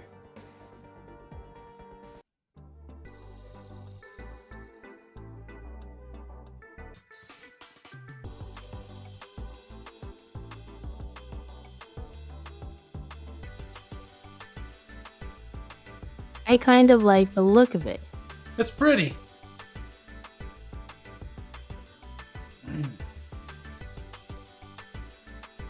It's interesting that they chose to display the game in some kind of overlay.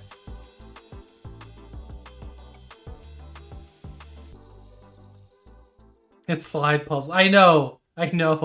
We have a history of slide puzzles on this channel, don't we? Doesn't look bad. Apparently it's not out yet. I guess they missed their release date. That's a bummer. Doesn't count. Let's get out of here to Fruit Mountain. Let's escape to Flavor Town. A bizarre game involving anime fruits and the power of love, I think. This sounds like Dan Van Dam. I think Dan Van Dam wrote this one.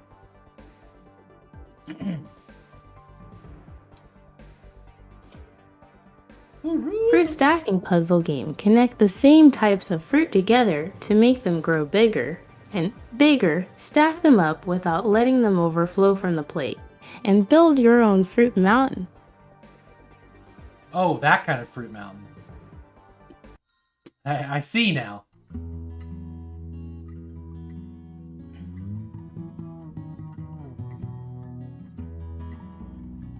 It's apples then.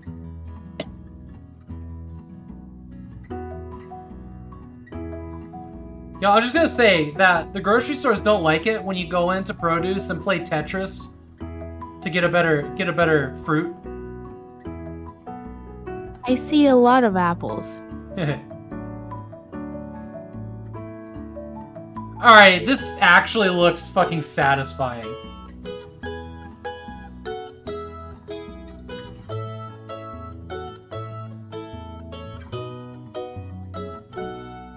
No! Oh, you have to do it without them falling off? Why is this a flat game? Why isn't this VR?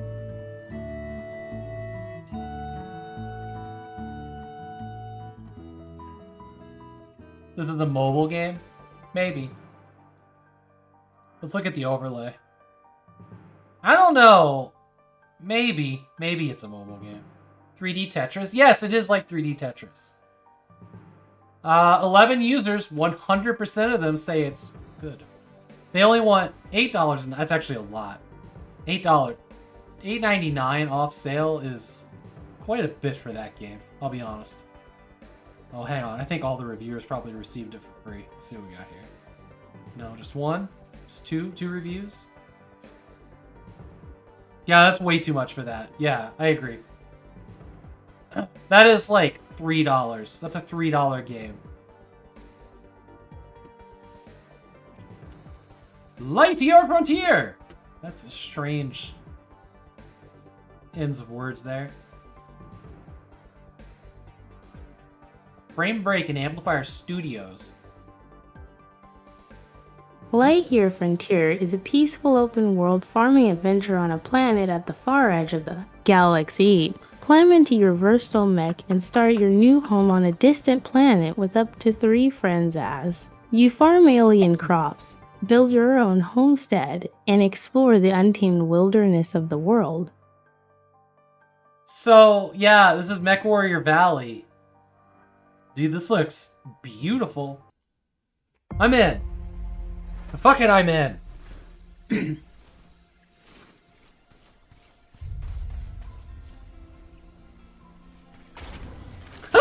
It's on Game Pass, I believe.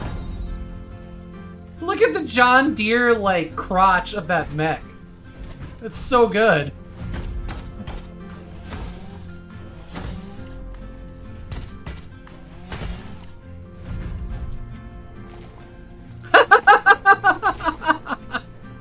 I love the little fucking vacuum cleaner. And they have this, like, punch saw.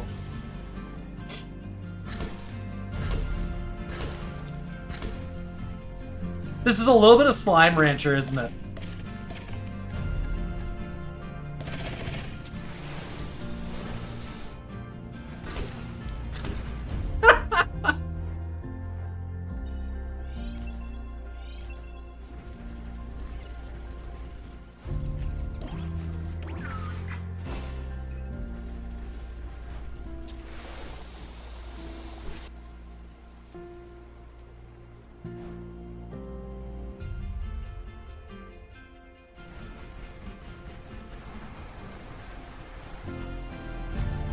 Dang, the rain looked good, didn't it?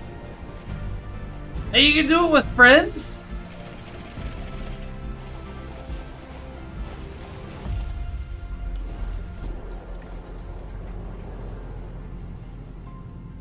Alright. Sakura, Apple, Puzzles, me.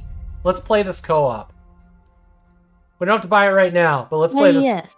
Let's do this co-op. How much do they want for this? Oh, it's $20. I'm in.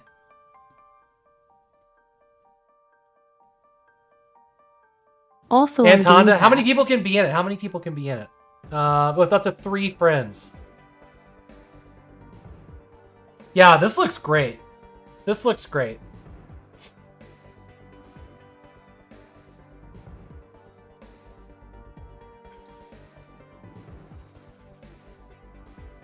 Oh, Tonda says, let's all install it and play together if there's multiplayer.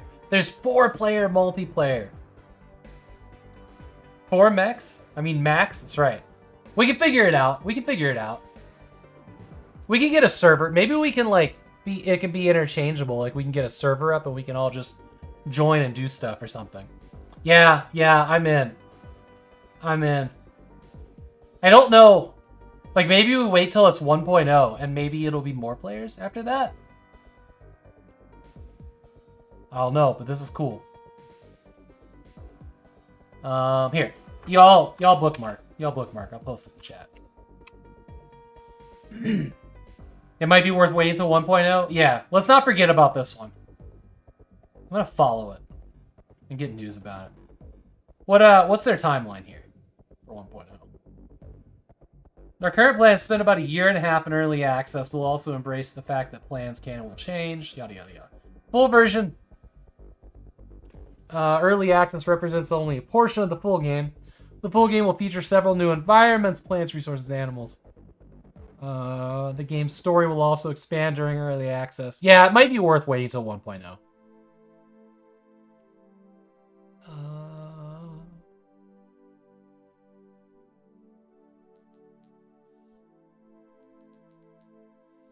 There will be an increased price when they get to 1.0. There will be an increased price when they get there.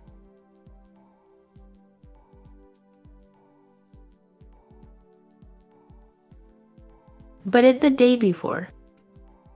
Plans can and do change. I mean, it's not a klaxon for me. I mean, I put on my schedule. It's like everything is subject to change. You have to roll with change. But yes. I mean, there have definitely been some shitty early access games. Took the money and ran. Alright, that's cool. That was Lightyear Frontier. Alright. Kaneko Neko Super Muscle Cat, which is probably going to have a better... Oh my god. Probably have a better plot A line. cat with the body of a bodybuilder fights against aliens in this 2D platformer with anime aesthetics. Aesthetics. Anime aesthetics. Yeah, this is probably going to be a better love story than the Popeye movie. We'll see. What do we got here?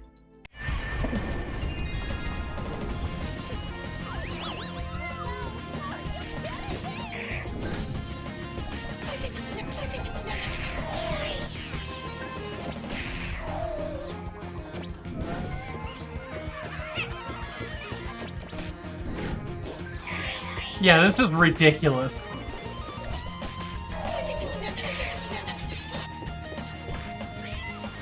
Tonda says, spoilers, I modeled for this game. Oh my.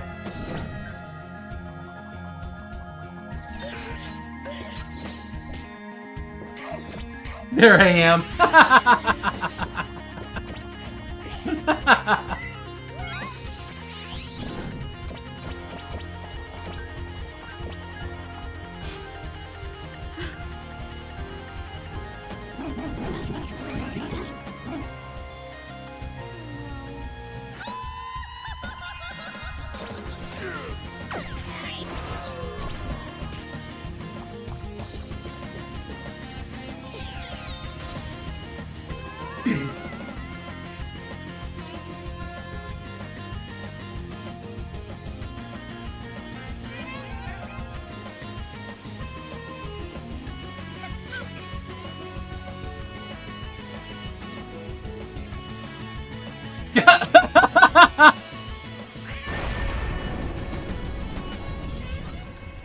Okay.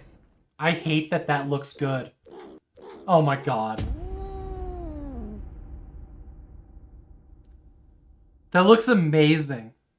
That last scene. That hurt. That hurt my brain. Oh yeah, that ending. As soon as ROFL. What was that? Oh man. Just laughing. How much do they want for this? There's a demo. $11.99 is a reasonable price for that. Oh. Yeah. I don't know if this is a game that I would love because I just don't love side scrollers the way I want to. But god damn it, it looks ridiculous.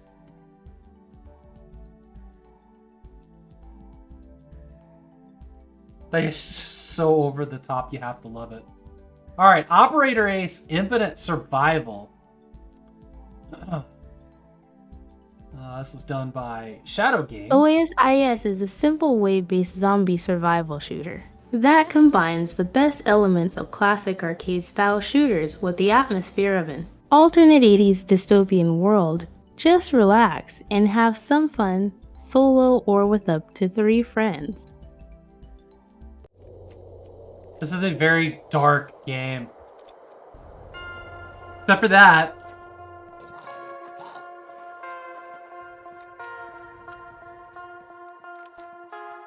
Oh my god. Why? Alright. Let's put a counter on the screen. How many guns has been reloaded to show their animation that was from the asset store? 1, 2, 3, 4, 5, 6,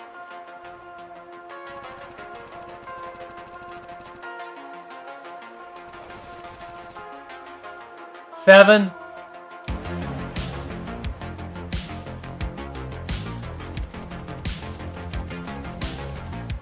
8,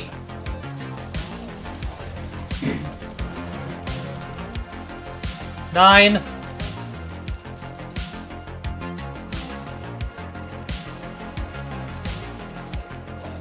10,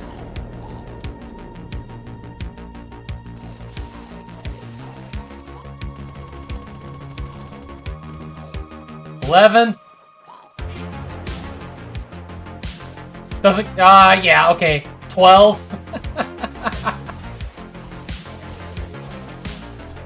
13.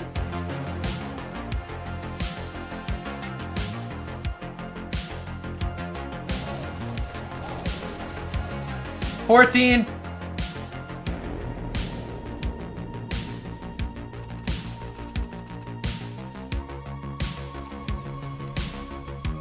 'Doesn't count. Ooh, yeah, reload the knife.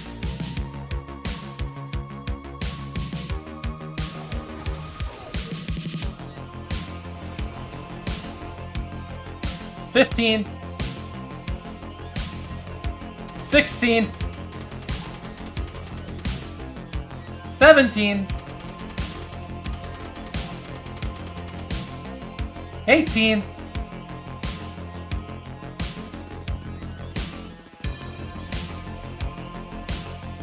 19.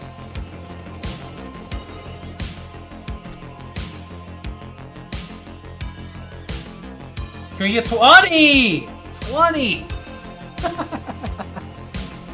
21. We're in the bonus rounds now.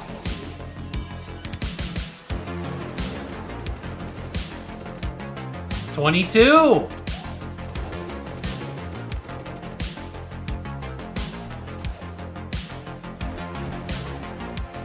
23.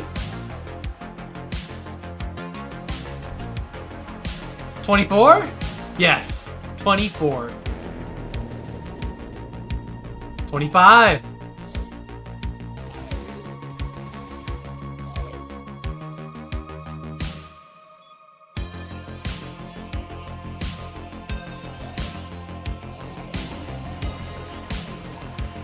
26.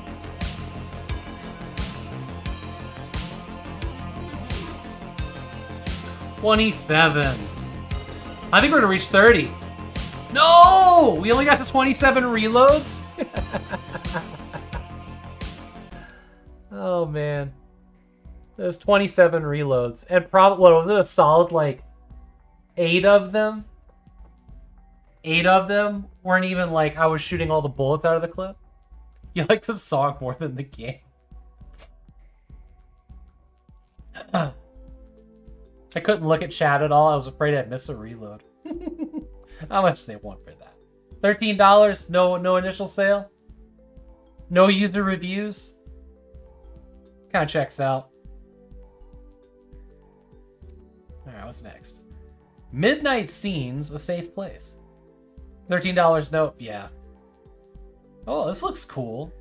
That does not.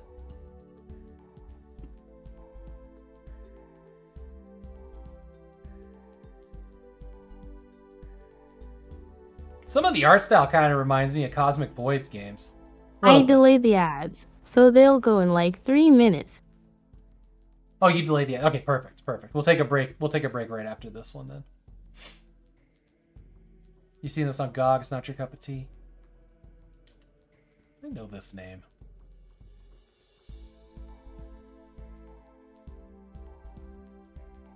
From a previous news show.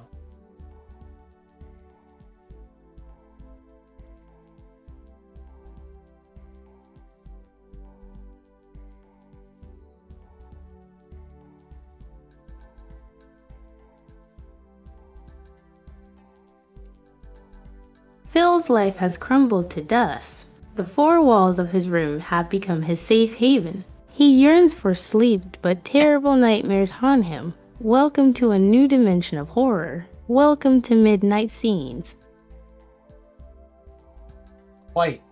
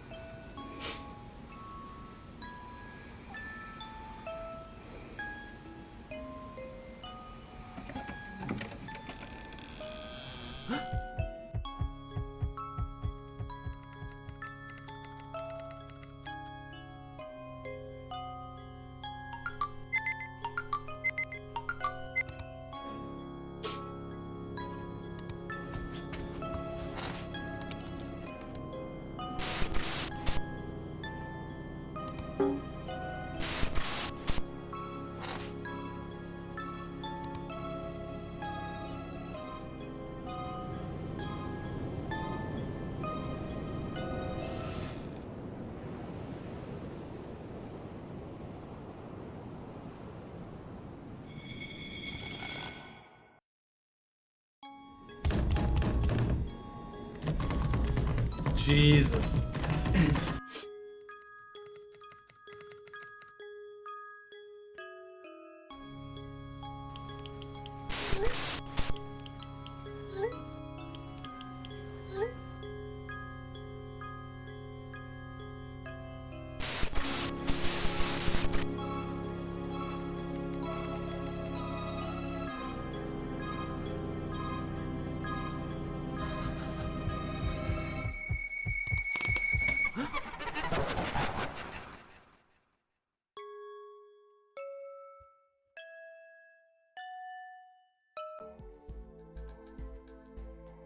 So that actually looked pretty interesting. I don't know.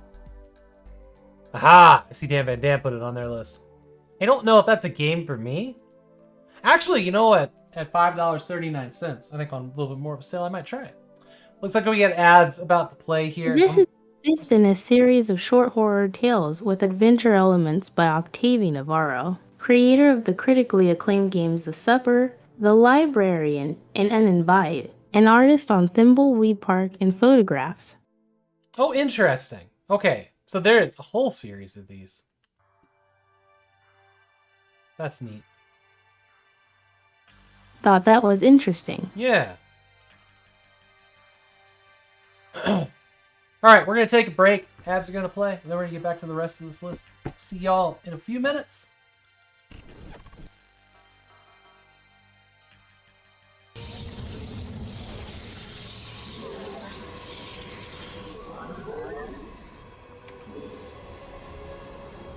I've been working on the railroad all the live long day. Boom, burr, burr, burr. Don't you see the mighty minerals? Yay, hey, what's it say?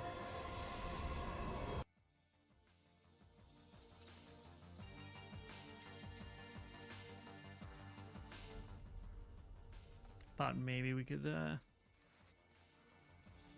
see the tripwires in our stealth vision, but it seems like that's not the case.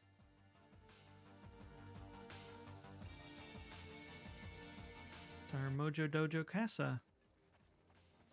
Casa? Did I say Casa? God, the caucasity. A remake.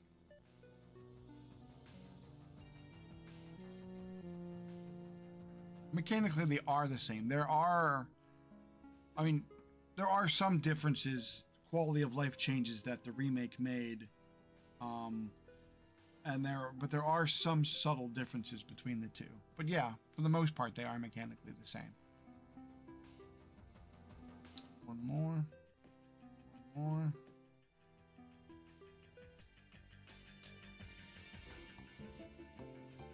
And hey, you, are you hot?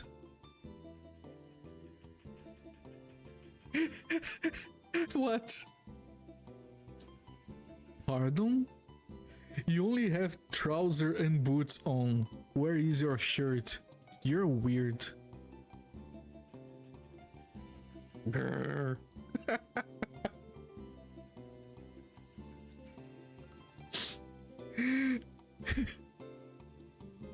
Oh boy.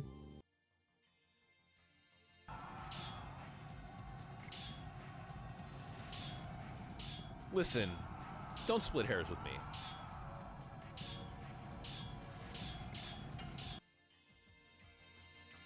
Hold!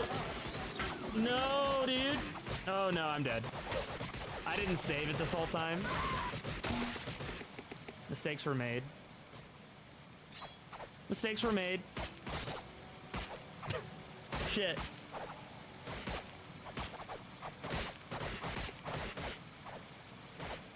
Hold on. I might be able to salvage this. Maybe. I might be able to salvage this. Give me a second. Okay, Rainer's dead. Oh. Okay, he's not dead yet. Wait. No. Nope, it's over. Okay.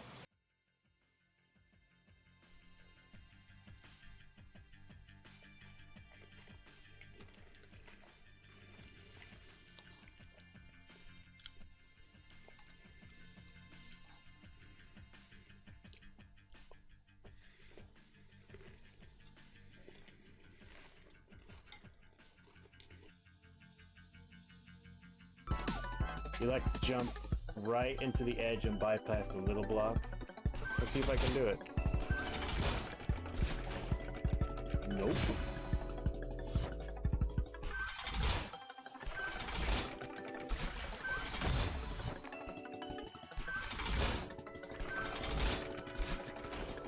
Whoa, did you see that jump?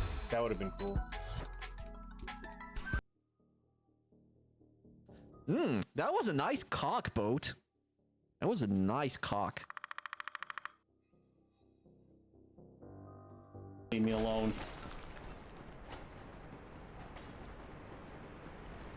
It's raining skeletons. It's literally raining skeletons. Probably should have gone in there. Wait, bonfire. There's a bonfire this way. Oh, so close. Of course. Of course. Go forward, you fucking stupid kayak! God damn it! Good grief! What is this shit? Who thought this was a good fucking idea? Like, what were they? What? I don't even know anymore. Okay, so slow down a bit.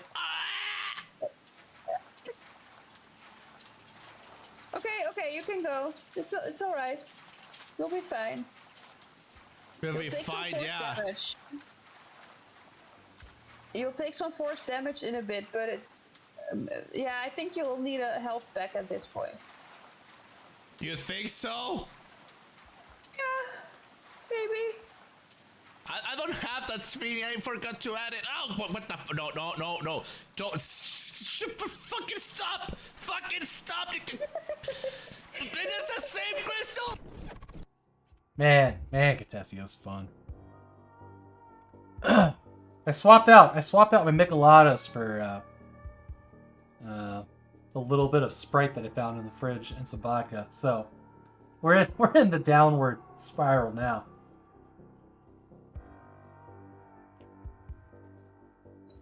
All right. Oh, my Sprite. Yeah, you left it in the fridge. Hey, Hitchhiker, welcome in. Uh-oh, right. Alright. Raw Metal, a robot beat 'em up.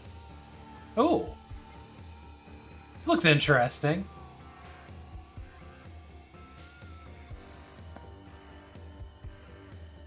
Oh, I wasn't expecting it to be third person and side scroller. Weird. And top down? What is this game?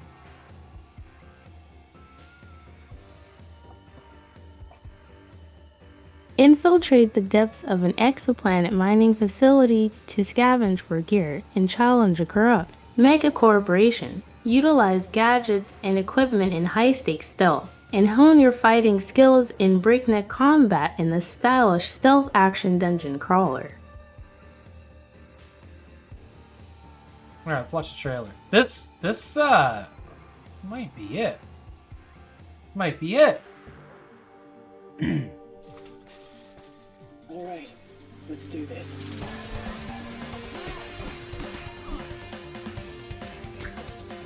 I don't know what you're looking for down here, but you're not gonna like what you find. Yeah, I know. Never seen this much hired muscle in a mining up before. What are they so worried about? There may be hope after all. Alright then, I won't hold back. Show me what you got, kid!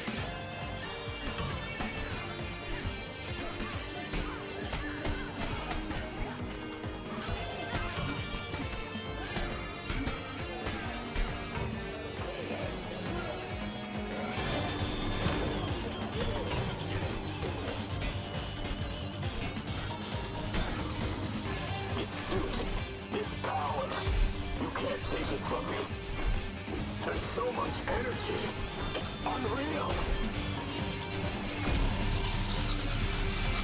You don't stand a chance. You've seen what we're making down here.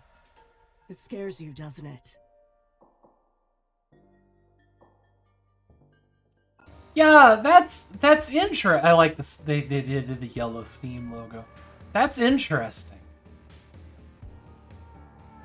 There's a demo. They want $20 for it. 87% of reviewers find it positive. You're very stylish. The combat was super janky, but okay. So it's not a side scroller. This is also top down, which is really interesting. So there's a couple different gameplay. It looks like there's some upgrades you can do in between levels. Yeah, $20 would be okay if it's a reasonable length. This would be a on sale game for me for sure.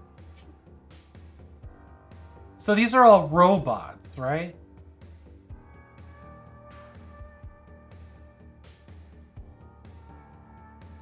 Somebody say robots. Did you say robots, Sakura? I thought I heard you say robots. These seem like people. Nope. Nope. Alright. My mandala robots ended that. Okay, so these are people. Good, because I like my person-on-person murder to not be with robots, so. Yeah, I like this. Wish list. That's cool. Are we about to break 1,000 things in my wish list, or like... God. I don't even want to know. I saw that it talked about dino trauma here. For a second, which I played. We did 2.4 hours. Is this out? Oh, it's not out of early access yet. I just want to get an update here. Q2 of 2024. Okay. Playing and release additional 2 episodes. 3 episodes are set to include new areas, weaponry, story content, gameplay, modes, and enemies. Cool. Plan to raise the price as soon as you get 1.0. Now trial was verified on Steam Deck. Cool.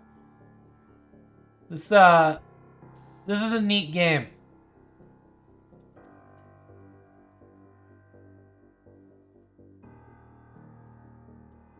This is a neat game. I'm looking forward to this one being a full game so I can full play it. Alright. Sidestep. Back to Xenoterrestrial? What a strange word. From Cephalopod 1112. Has done nothing else that's on Steam. It's, man. We made some color palette choices here, didn't we? Alright, Wolf. Time and date are not important. Aliens have boarded a military vessel deep in space. Little do they know, hashtag T-17, a combat clone on board the Dreadnought, has been waiting for them. Use a wealth of weapons and mechanics to eliminate them with expert precision. Wolf says, I'm working with CGA palette, but maybe not. Alright. Let's find a trailer.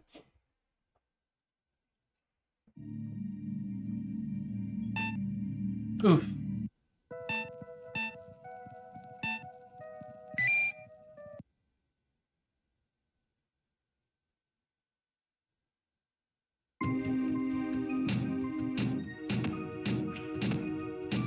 Oh, man.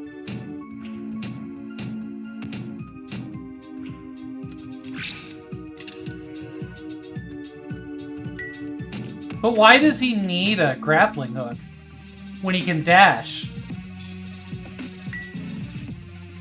And also PC speaker sounds, right?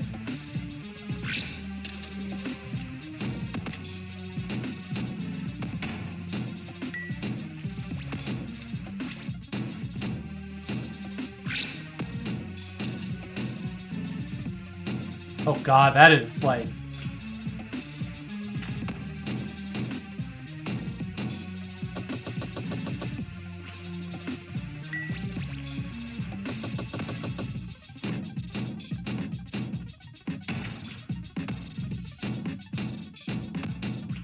But what? They just spawn anywhere they want?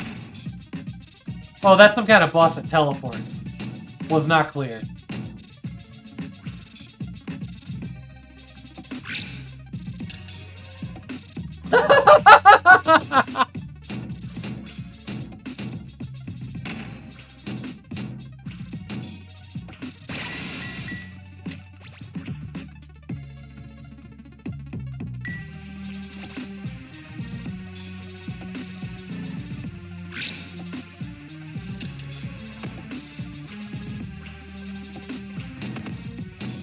Yeah, this is not...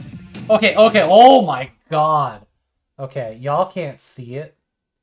But we are not watching a 9-minute fucking trailer. See that?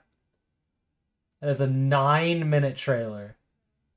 I'm pretty sure we would see the entire game. Okay, we're just gonna close this tab. How fucking dare 9-minute trailer? We're moving on with our lives. I don't even want to know. I think we got the point. Yeah, I don't even want to know how much they wanted for that. Next! God damn, the ball's on them. Find together on stream.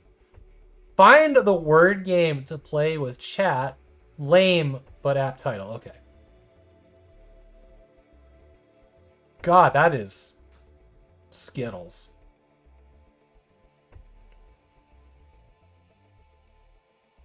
So this is similar to what I've seen streamers playing. Those are choices, yeah. Is this like... Feels like... Find Together on Stream is a chat game that you can play with your Twitch community. It's a game where chat users unscramble words from randomly generated letters in a bowl. As a streamer, you can also create the letters of any word in your language. Let's watch a video.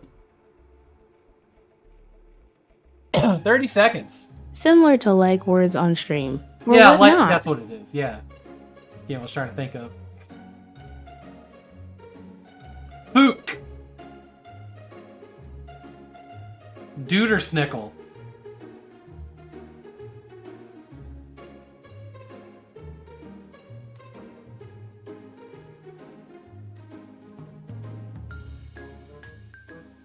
So what happens when they create a word? Legally distinct, yeah. Okay, well.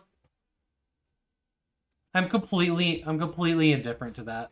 How much they want for it? $5. That's reasonable for a little bit of fun.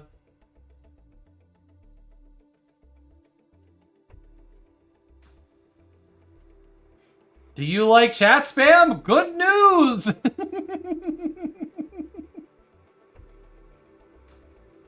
Okay. Alone in the Dark. So this is a reboot, but it's also a remake of the original game.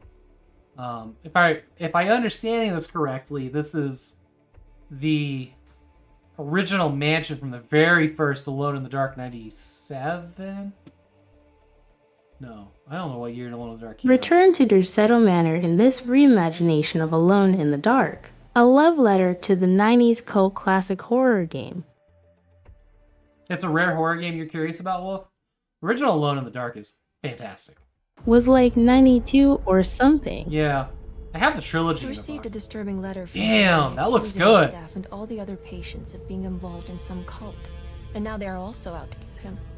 Could it be real? Or is it all just in his head? They get David Harbour to be this guy or what? Anything to avoid the truth. Which is? Actually, is that David Harbour? Who is your uncle, darling? Jeremy. Am I right? She has that heartwood gloom, doesn't she?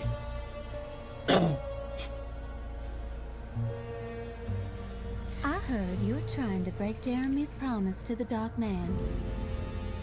Emily? What are you doing sneaking around? I didn't mean to disturb your ritual. I haven't seen Jeremy all day. Are you all right, detective? No. Actually, I don't think so. What on earth is happening? Where am I? Dorsetto isn't cursed or blessed. It's a battleground. Was any of this real? He's in my head, Juan. You'll have to run, Emily. You'll have to run!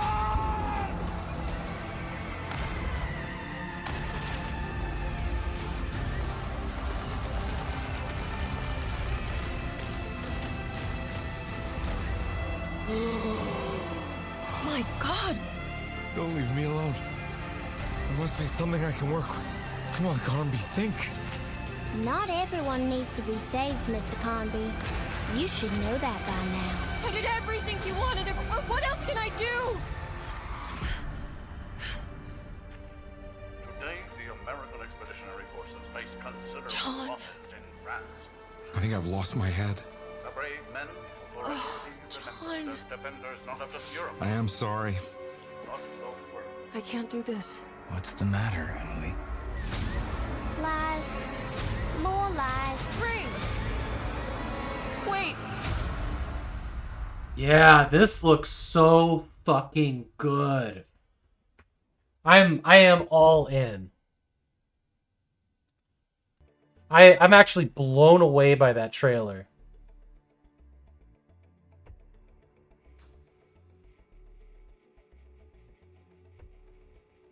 You might be in it too. What now? Yeah, the original wasn't really a shooter. Well, this one didn't look like it was going to be a lot of shooting. I mean, there was shooting in here. But it also saw them, like, throwing Molotovs and stuff, so you know it's going to be limited ammo. It's got to be. Into the game, that trailer was so fucking good. Okay, so, for those that haven't seen the original Alone in the Dark, let me show you what the source material is here. If you've never played or seen this game.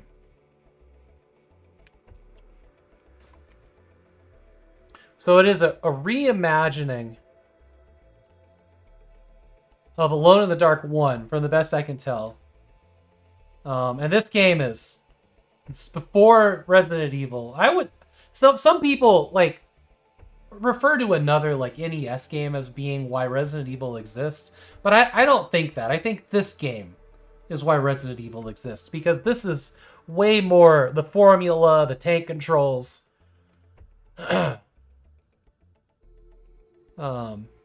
This was the formative game for the genre. Yeah. Yeah. And nobody talks about it. They all talk about that NES game. I can't think of what it was called. Home Sweet Home or something like that. It made big rounds on Twitch about a year ago, where everybody was like trying to play it and raving about it and saying, you know, Resident Evil owes Sweet Home. Yeah, Resident Evil owes everything to this. Which I don't know. It doesn't seem like it's even the same genre, I'll be honest. But this one, I think Resident Evil owes more to this than that. But I mean, this is the source material here. There wasn't much to it, was there? This is a great game, by the way. The sequels, not so much, from my understanding, though I haven't played them. Hey, LGG, thank you so much for the raid. Hey, Older Than Joel. Well, good to see you. Man. Hey, LGG and Raiders. I kind of want to watch that Alone in the Dark trailer again. I'll be honest. There's a second trailer. Let's watch the second trailer. Compromise. Have you found anything strange going on here? Yes. I felt hype, yes.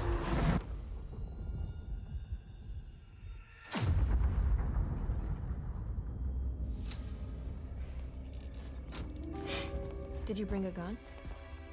Yeah. You think it'll actually come to that? Welcome to Deseto, Detective. Now what can I do for you? Everyone is being incredibly evasive and I can't figure out why. I mean something you can't explain. Paranormal even. Detective, We all miss you, LGG. We're looking forward to you coming back. I can't do this alone.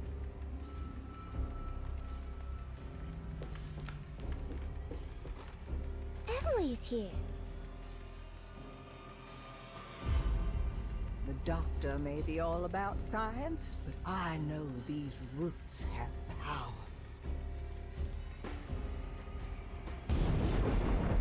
Who are you? What are you doing here? I'm sure you have a whole file on me by now, Detective. Who is he? Can he be trusted? There is just something about tonight. It's different. Uncle, what's going on here? Look at this mess! I'm sorry. This place, there are some very disturbed figures around here. And I don't think it's just the patients. I've been reading some things about how Deseto has a deranging effect on people. Are you ready to tell me why you are here, Miss Hartwood? And why you brought a detective? I want you to know I'm here to help. If you need me. She'll come and turn the world inside out, and things will begin again. Oh, man. Yeah. Yeah. How much they want for this? I'm just gonna buy it. Oof! $60. I was hoping it'd be closer to 30. It's got True Detective. I need to watch True Detective, Tonda.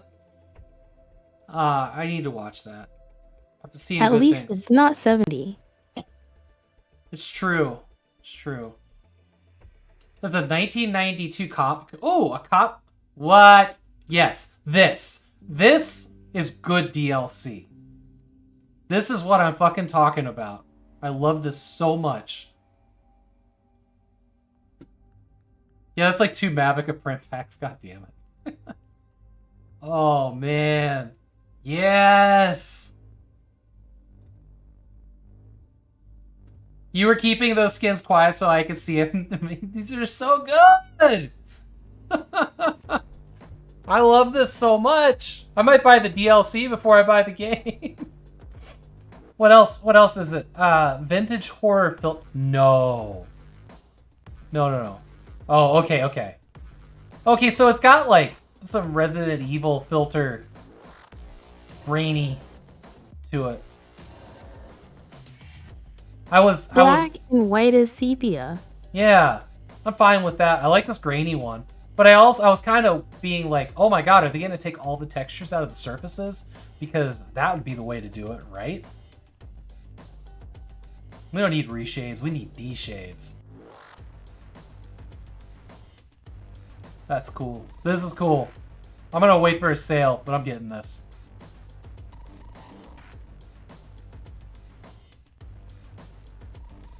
Give me that cell shading! Alright. Scott Whiskers in the search of Mr. Fumbleclaw? A clash of pop culture and point and clicking. Alright, here's the cell shading. This very much looks like... Isn't this the same, like, gradient from Secret of Monkey Island? This very much looks like Secret of Monkey A Island. modern, funny, and family-friendly point-and-click adventure about cats, Star Trek, and life itself. Created in the spirit of the classics of the genre. Read it. Read it? Created. Okay. Okay. I was gonna say, it's better at voice acting. Let's go. Have you seen this cat? Big, white, fuzzy.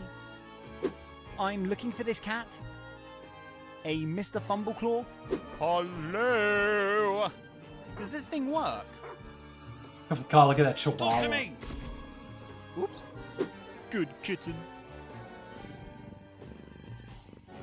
Somehow I suspect that even the 99% discount is still too expensive for what's offered. The TV program's diverse, only the action leaves a little to be desired. Will you please leave that alone? These are confidential documents only for the use of officers of this precinct. Whoops! That's not the new Spider-Man comic?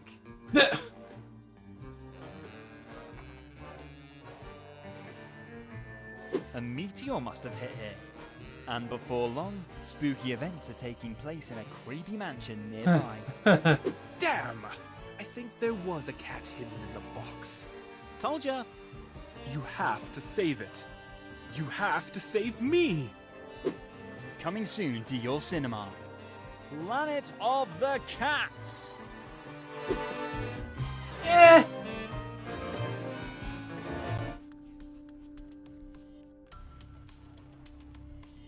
It's cute, but it didn't really do anything for me.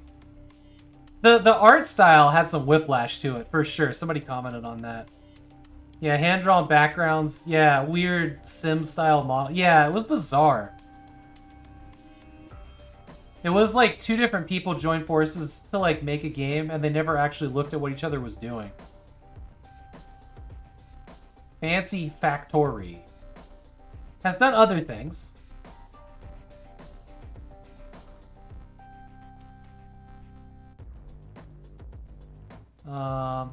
Which did this just slice the ice, an adorable physics thing?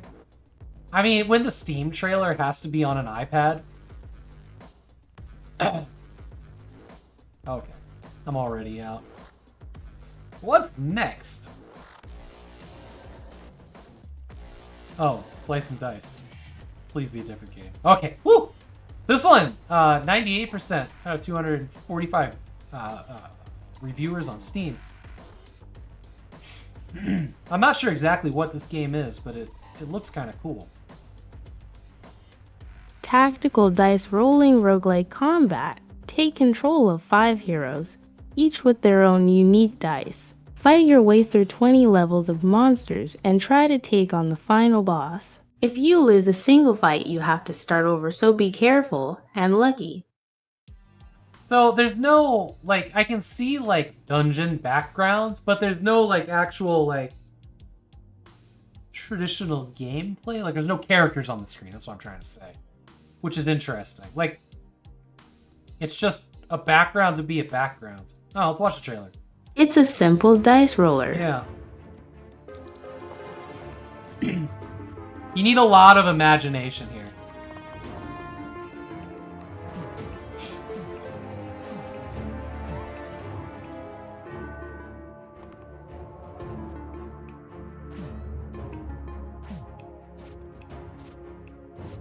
They stripped it down to the basics, yeah. And then gave it a UI.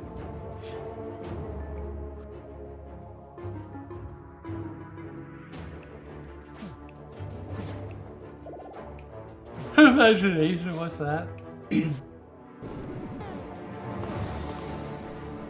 Okay, alright. I see it's on mobile as well. That's interesting. If it's like, it's a completely a game of chance though, right?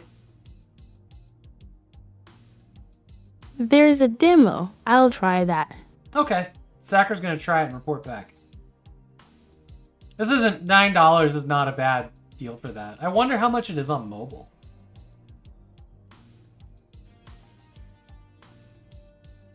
That one's probably gonna show up in a Humble Choice bundle or a Humble bundle here in the near future. I just got a feeling on it.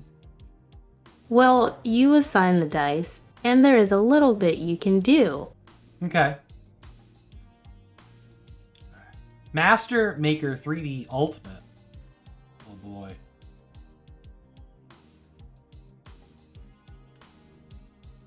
And we all need some sort of imagination to play any game? Yeah. I don't know. The older the game, the more imagination you'd need, but... Clear retro 3D levels or build your own. Play as Master Maker, a young builder who possesses a special boomerang hammer capable of collecting items, destroying boxes, and defeating enemies from a distance. A boomerang hammer?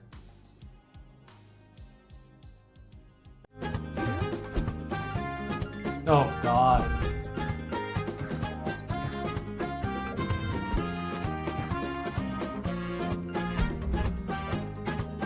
A rang hammer.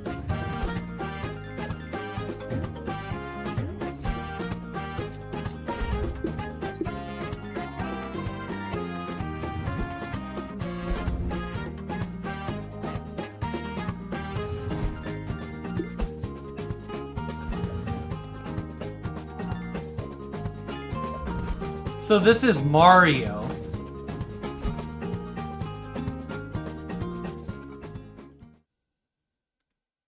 So that's Mario.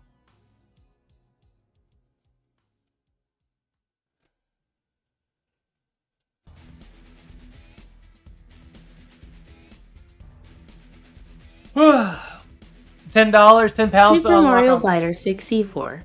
Yeah. Yeah, that didn't do anything for me. I feel like this is a genre that, one, we probably don't need more games in, and that's, you know, you obviously make all the games you want, but, like, if you're going to make a game in that genre, you have to do it better than Mario 64, right? Like, that's the baseline. And I don't feel like this game did that. Without having played it, obviously, but...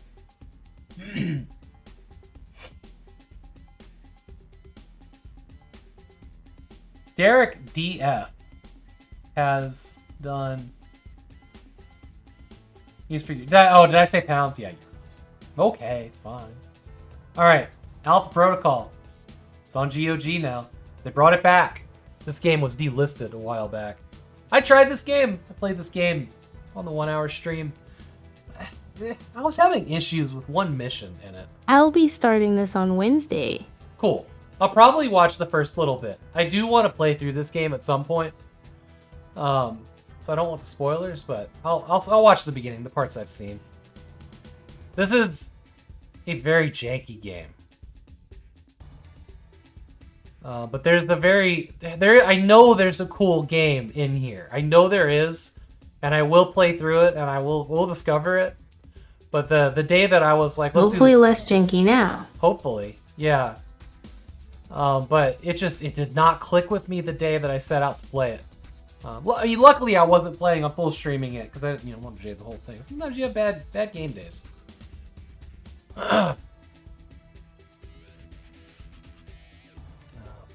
They left the song in. You have to mute. Oh. When this came out, it was about the same time as like Splinter Cell Conviction Blacklist era, right? Or those were the games that I was also playing. And I just, like, I've tried a few times to get into this one before I streamed it. And it's a hard sell. So they added achievements. I'm opening Steam real quick. Wait, is there a pop-up in GOG? Can y'all not? Come on, be better than this. I think there were Steam achievements as well. I don't think that's something that was new added. Double check here. I have to go. I can't search it in the store. I have to go find it in my library. There are no Steam achievements for this. So those are going to be the Xbox achievements. Then.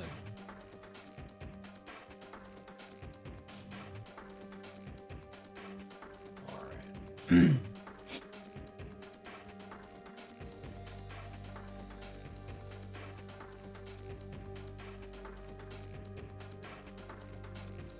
That out. Okay. Maybe I'll pick it up on GOG, because I don't think the updates that they've got going on here are going to come to Steam. I just don't. Because, yeah, I had licensed music. Well, no, yes. But they said specifically, licensed soundtrack. God did the work. Yeah, GOG did the work. Accompanies its iconic tracks. So, licensed soundtrack.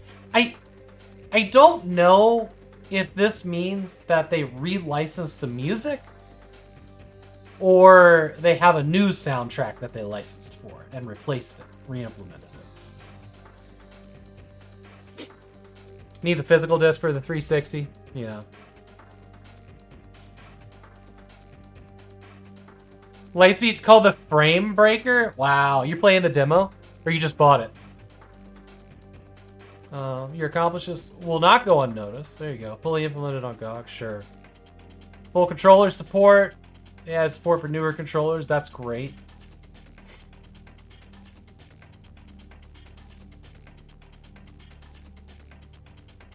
Just the soundtrack as it was? Okay. Compatibility with modern systems. I mean, this game ran on modern systems.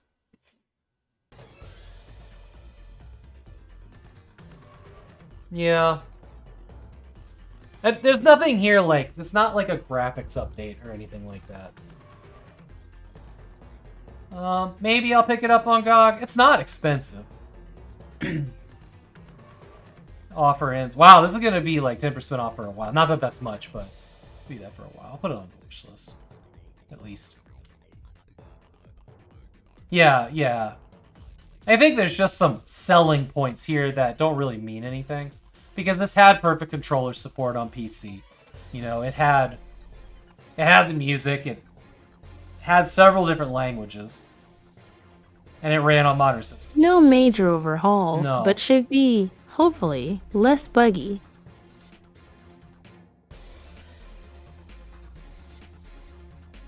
Still hope for a sequel. Oh yeah, you'll more than likely buy it again and hope for a sequel. Yeah.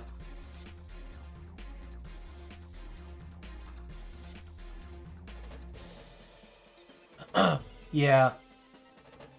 Maybe I should. Maybe I should play through the Steam version. You know, the thing is like, I don't know what the achievements are like, but like, if it's like super hard achievements, it's always gonna bother me. So maybe I'll just play the Steam version, which doesn't have them. But this is the game I want to play through. Maybe soon, maybe not.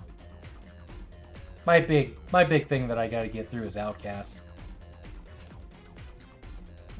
Which is like every That damn... is one thing I don't care about. I like achievements in some games. Chivos. There's so much fun in some games. But like every once in a while you run across the game and you're like, I love this game, but these achievements are too hard. And they're just like, I'm not going to challenge myself to this.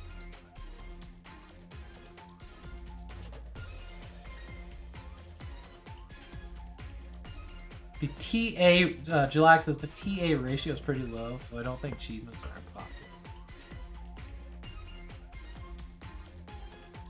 Oh, for this game? Exactly, Lost Wolf. Speedrunning stuff does not appeal to me at all. Oh, true. Thank you. True achievements. Yeah. Yeah. They don't appeal to me at all. Also, like, I have to really love the game. I 100% at the Homeworld series remaster had them by completing the levels. Yay! Nice. Good job. If any game has achievements that are like beat it at like permadeath mode, I'm out. Just not doing it. The Shadow Warrior reboot has one of those, and I'm like, I could grind all the rest of these, but I am not trying to do hardest difficulty. You die, the game deletes itself. No thanks. All right, what is next? That's really cool that Alpha Protocol's back. This is the game that should be around. Horizon Forbidden West, finally on PC, and it looks pretty stunning. And people are enjoying it on the Steam Deck at like the lowest resolutions possible. It's a little rough.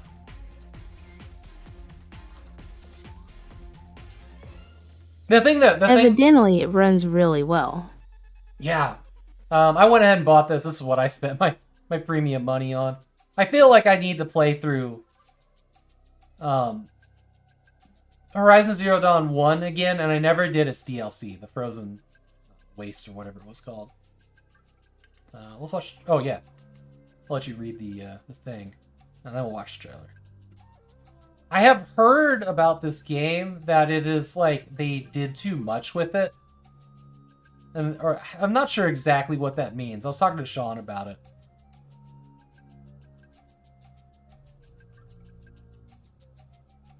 Like they added too much busy work. Experience the epic Horizon Forbidden West in its entirety with bonus content and the Burning Shores expansion included. The Burning Shores add-on contains additional content for Aloy's adventure, including new storylines, characters, and experiences in a stunning yet hazardous new area. Alright, let's watch the trailer here. I don't know anything about the story of this game. I kind of knew it was coming and then ignored it. That together you could save the planet.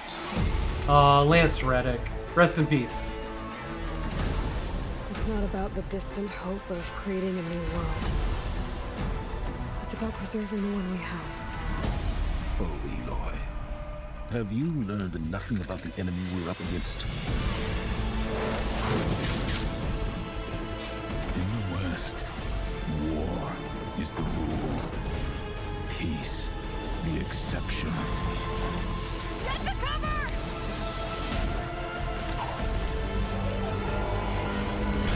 I condemn you to death! Everywhere I look, things are falling apart. We're coming with you.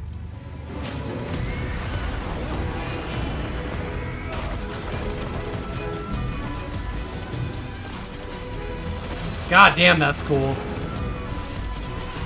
Holy shit, the gameplay looks so good. Fun. Enough. It's time to finish this.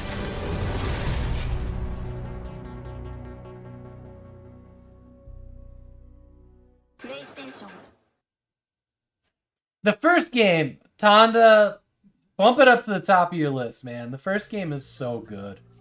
Very pretty. The first game and its quest lines and like stuff you stumble across is like just south of The Witcher 3, which for some reason is still the best game for stumbling into meaningful quests. But this one will be a close second to that, the original Forbidden West. I thoroughly enjoyed the first game. It's one of my favorites. It's the reason I bought a PS4, because the trailers look so damn cool for it. But yeah, I think I need to replay. I need to play a lot of things, but I need to replay the first one before I do this, because I just kind of want to be up on the lore again. It's been a long time. This came out in what?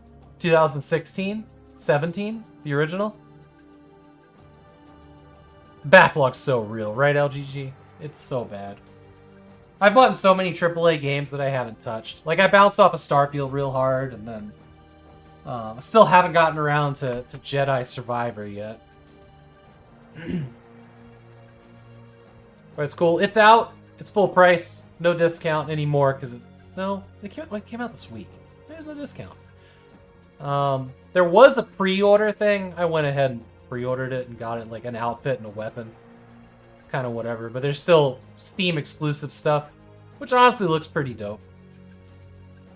Keep forgetting about Star. Yeah, I know. I paid full price for Starfield, and it just bounced off it so hard. Sacker, did you beat Starfield? I think you did.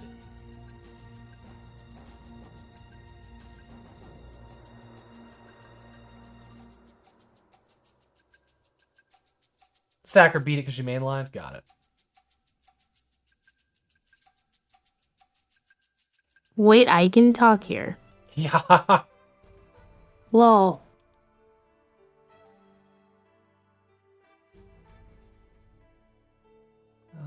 Okay.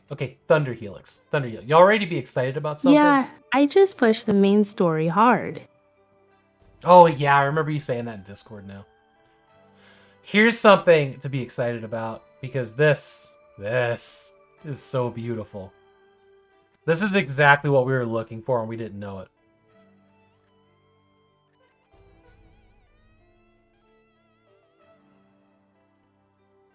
Pilot deadly helicopter gunships. Battle enemy forces and complete dangerous missions within a thrilling desert war zone. Alright, so it's in early access. 6 to 12 months. Might increase in order to implement fixes, yada yada. Fully add more campaigns and single player to the full game. If possible, incorporate new features based on community feedback. Also, I plan to create a PDF manual. There you go. That lofty goal. This seems like, yeah, this is David Walters. I've actually been following this game for a while, ever since I saw the first GIF on his Twitter.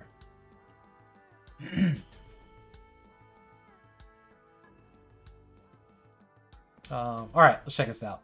Ah, I'm so into this.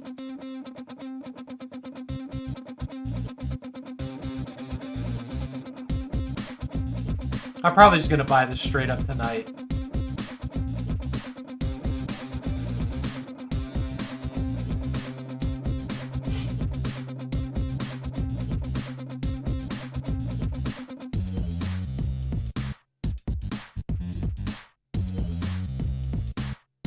Yeah, this looks like that DOS era flight sim. It's so beautiful.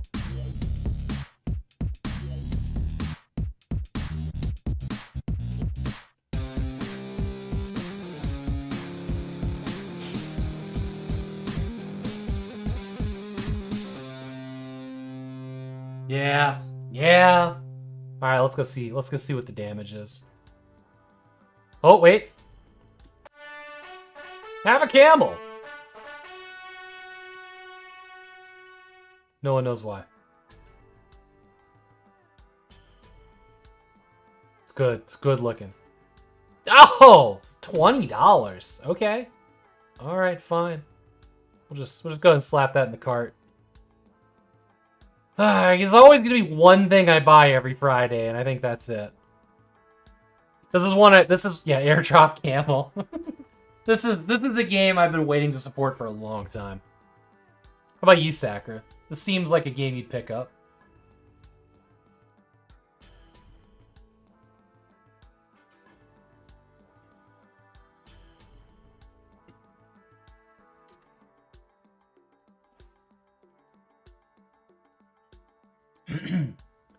Yeah, adding to wish list. We'll get down the road. Yeah, here, I'll drop you guys a link. Like, I'll be honest, this is probably the most exciting game I've seen today. I didn't expect it to be on early access anytime soon. It's cool. Alright. Arc Sync. Ooh, some kind of side scroller. Twin stick shooter, dungeon crawler. Ooh. The gunship fan in you is intrigued. Puzzles, I think you'll love Thunder Helix. I got a feeling.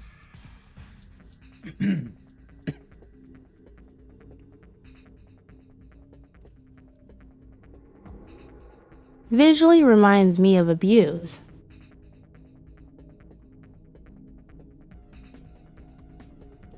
Alright, let's see what we got here in the trailer. This weakening toy bear. This moon of waste is no place for robots soft as you. But you found something in the filth, haven't you?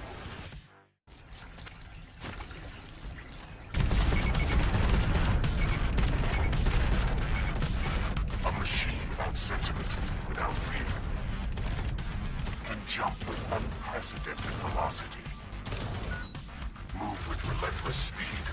This looks great.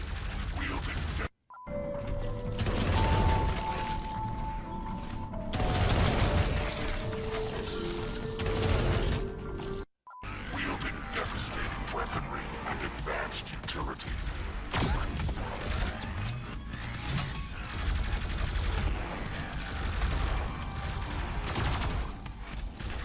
Fire from the ashes of death.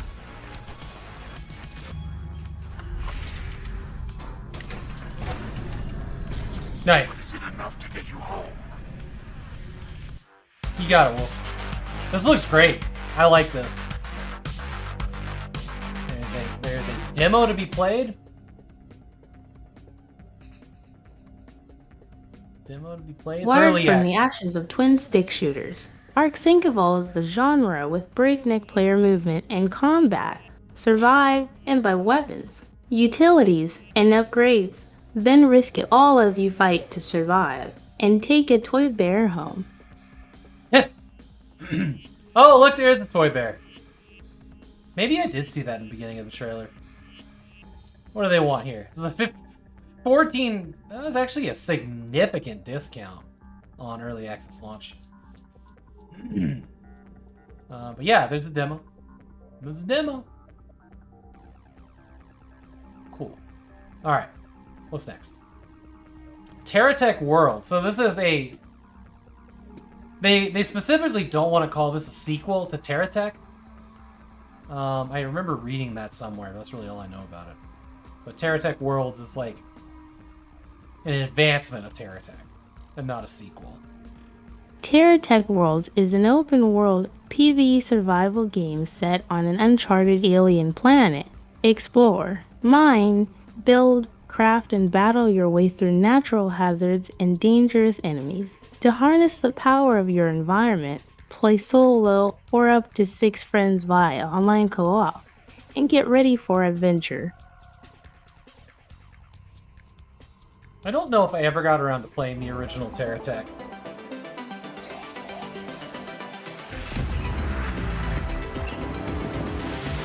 But you get to, like, build your own vehicles here.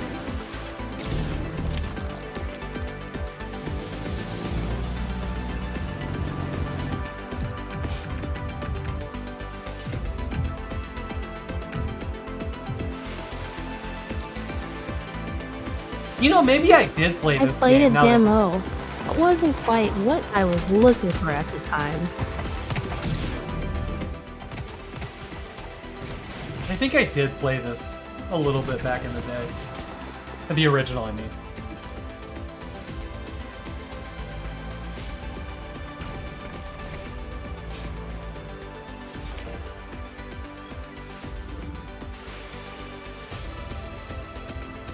Pretty solid trailer.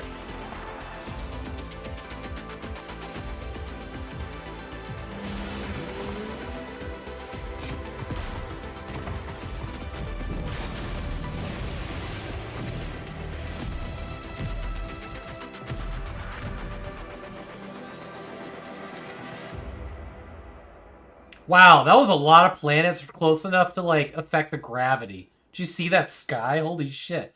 There was, like, 8 planets that, like, were in the sky here.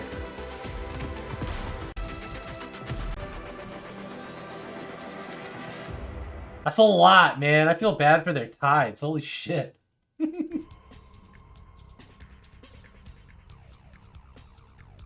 we got here?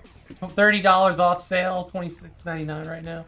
Yeah, it's very colorful, very beautiful. Dev here. Halo Studios. Let's go see here. TerraTech. Maybe I never did buy this. What was the game that I played? It was very similar to this. There was a couple of games like this that came out around the same time. 2018 or so. I remember playing one of them with Chaz, but I don't remember what it was.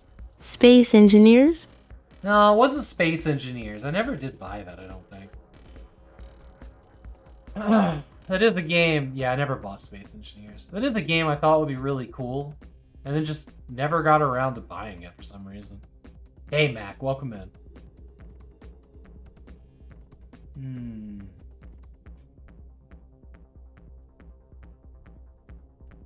Space Engineers multiplayer? I can't remember. Online PvP and single player. Yeah, Trove. After Trove came out. Trove. Got it. This Trove. 2007, 2015. No, it wasn't this. Definitely, I don't know on this. Hmm.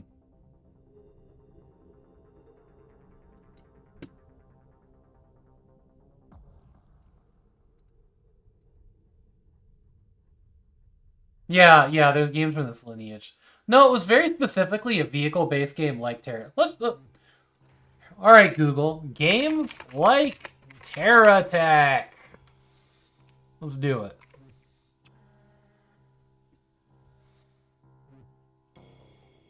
Similar items, Terra Tech. I guess Valheim's like Terra Tech. Satisfactory. I don't know. I don't know if we're on the same page, Steam. Games like Terra Tech.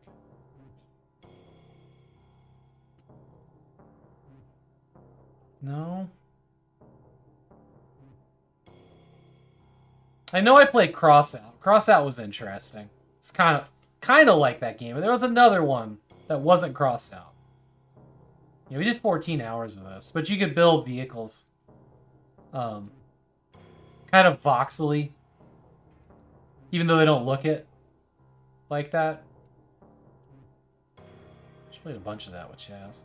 We can dig through Chaz's games and figure it out. Oh well, we're moving.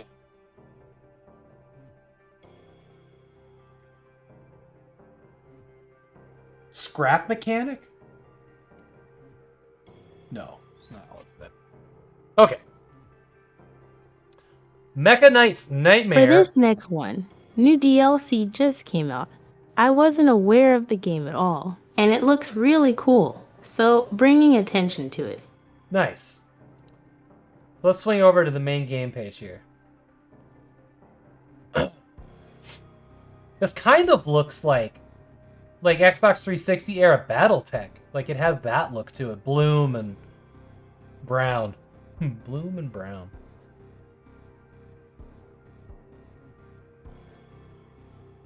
Yeah, Armored Core. Very McCastle. Yeah, look at that. MechAssault. I'll let you read the description there. I'll watch the trailer. Very Metal Gear in this GIF. Very Metal Gear.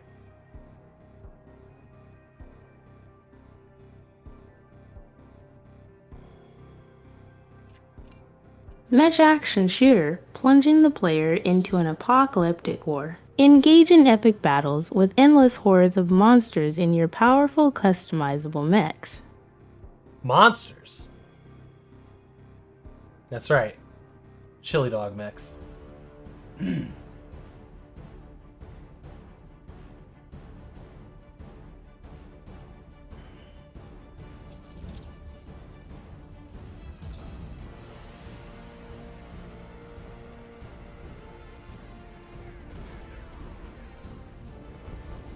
Yeah, it seems reasonable.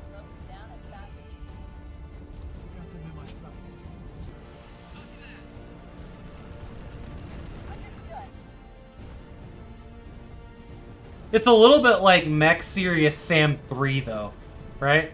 Not there's anything wrong with that.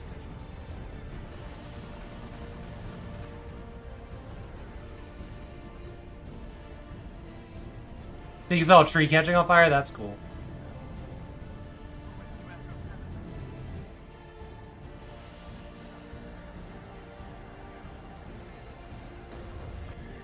Hey, Doc, welcome in.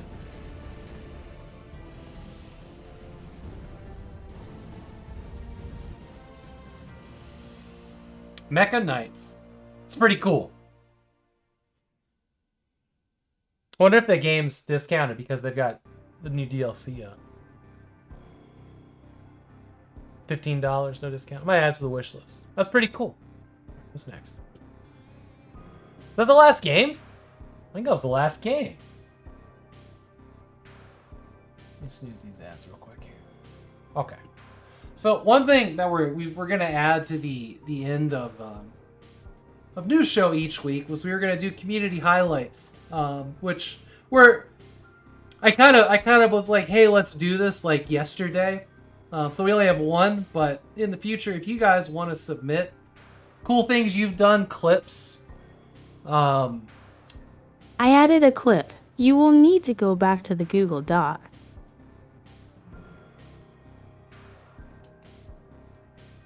Oh, you add. Oh, okay. You added one just now. Gotcha. So we're gonna do this. We got two here, Mur the Moth, and one from Sacra. Nice. So if you guys want me to show clips that you have on the show, like just one a week, feel free to submit them to me, and I'll get them on the list, and we can watch them at the end of the show. And we'll kind of see how that evolves, but it's something I want to do because it's important. All right, here we go.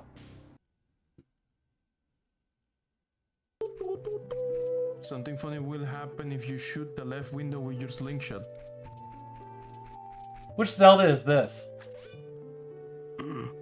Hey, you! Don't cause any trouble! Ah! What the fuck? That's Ocarina? Okay. What's a thing? The fuck do you mean? Throw an explosive device at a child? I mean, what the fuck? What the fuck? What the fuck?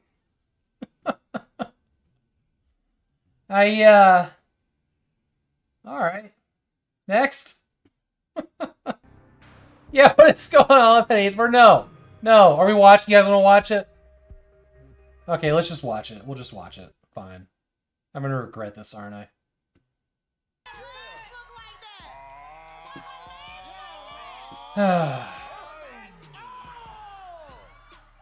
I'm out. I'm out. That was the moment my channel gets like banned. Alright. To our community now. Dear Lord. I know. Back on leads and hiding, but she can't decipher it on her own. She needs your help. Very well, Mr. Trent. I will go back with you, but on one condition. What's that? That we not go alone. All right.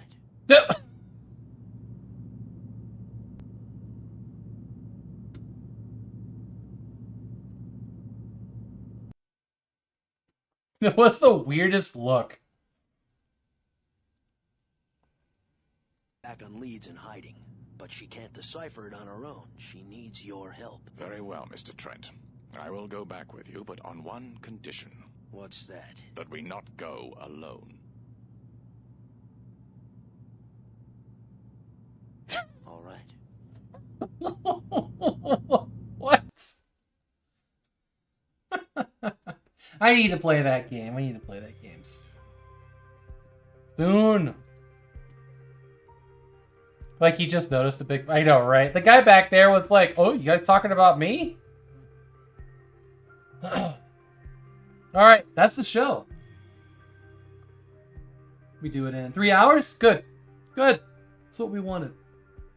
Stacker, you want to tell everybody when your next stream is and what you're playing? You're streaming tomorrow morning, aren't you? GG. Thank you, Jillax.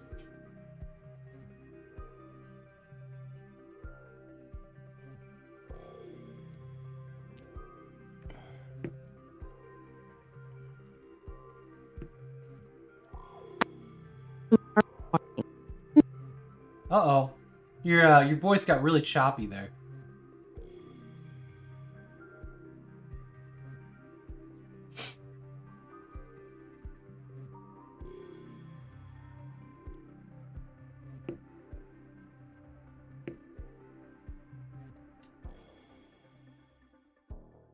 I am playing tomorrow morning at 10 Estate. EST.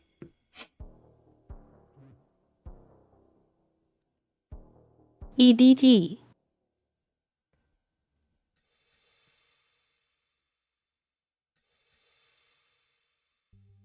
Still feel like we're not getting all of the words. What's the game that you're playing?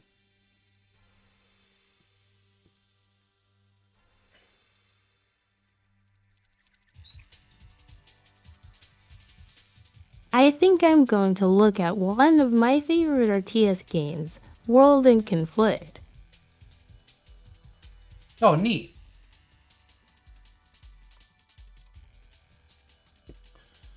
And tomorrow on this channel, Like an Apple is going to be playing The Sims. The Sims 1. She'll be continuing her playthrough of The Sims 1 on a stable computer, unlike the beginning of last week. So that's at 10 a.m. after we get back from our WALK. I know she's got her phone in there with the dog, so I can't say the actual word.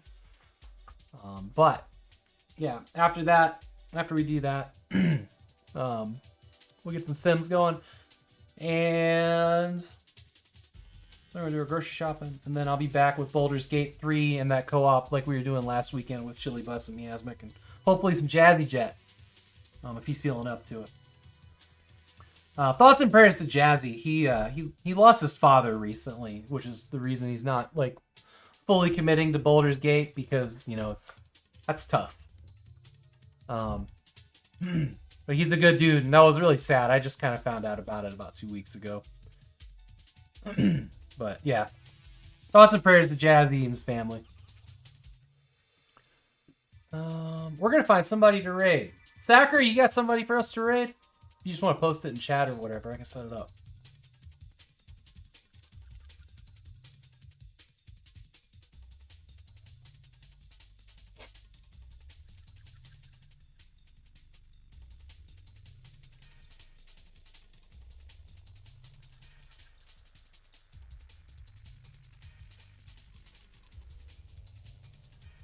How about Rush Pirate? Rush Pirate sounds just perfect. Thank you everybody for being here.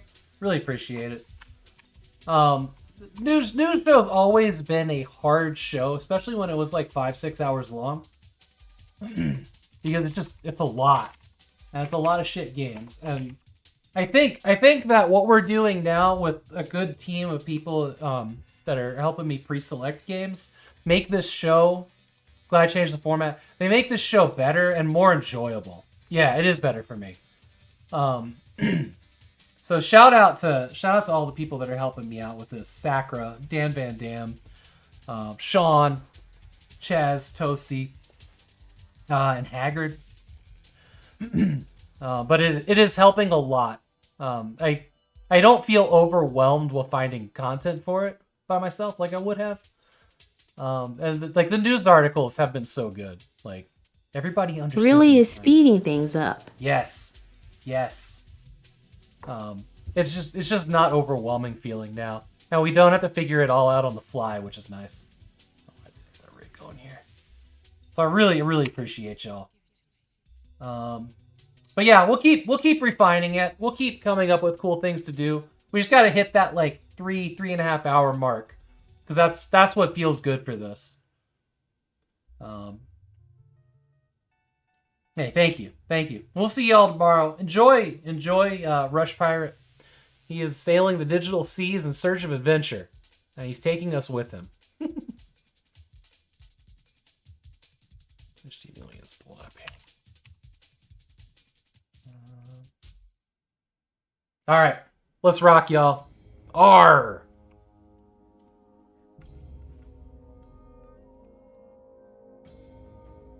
All right, and we're off.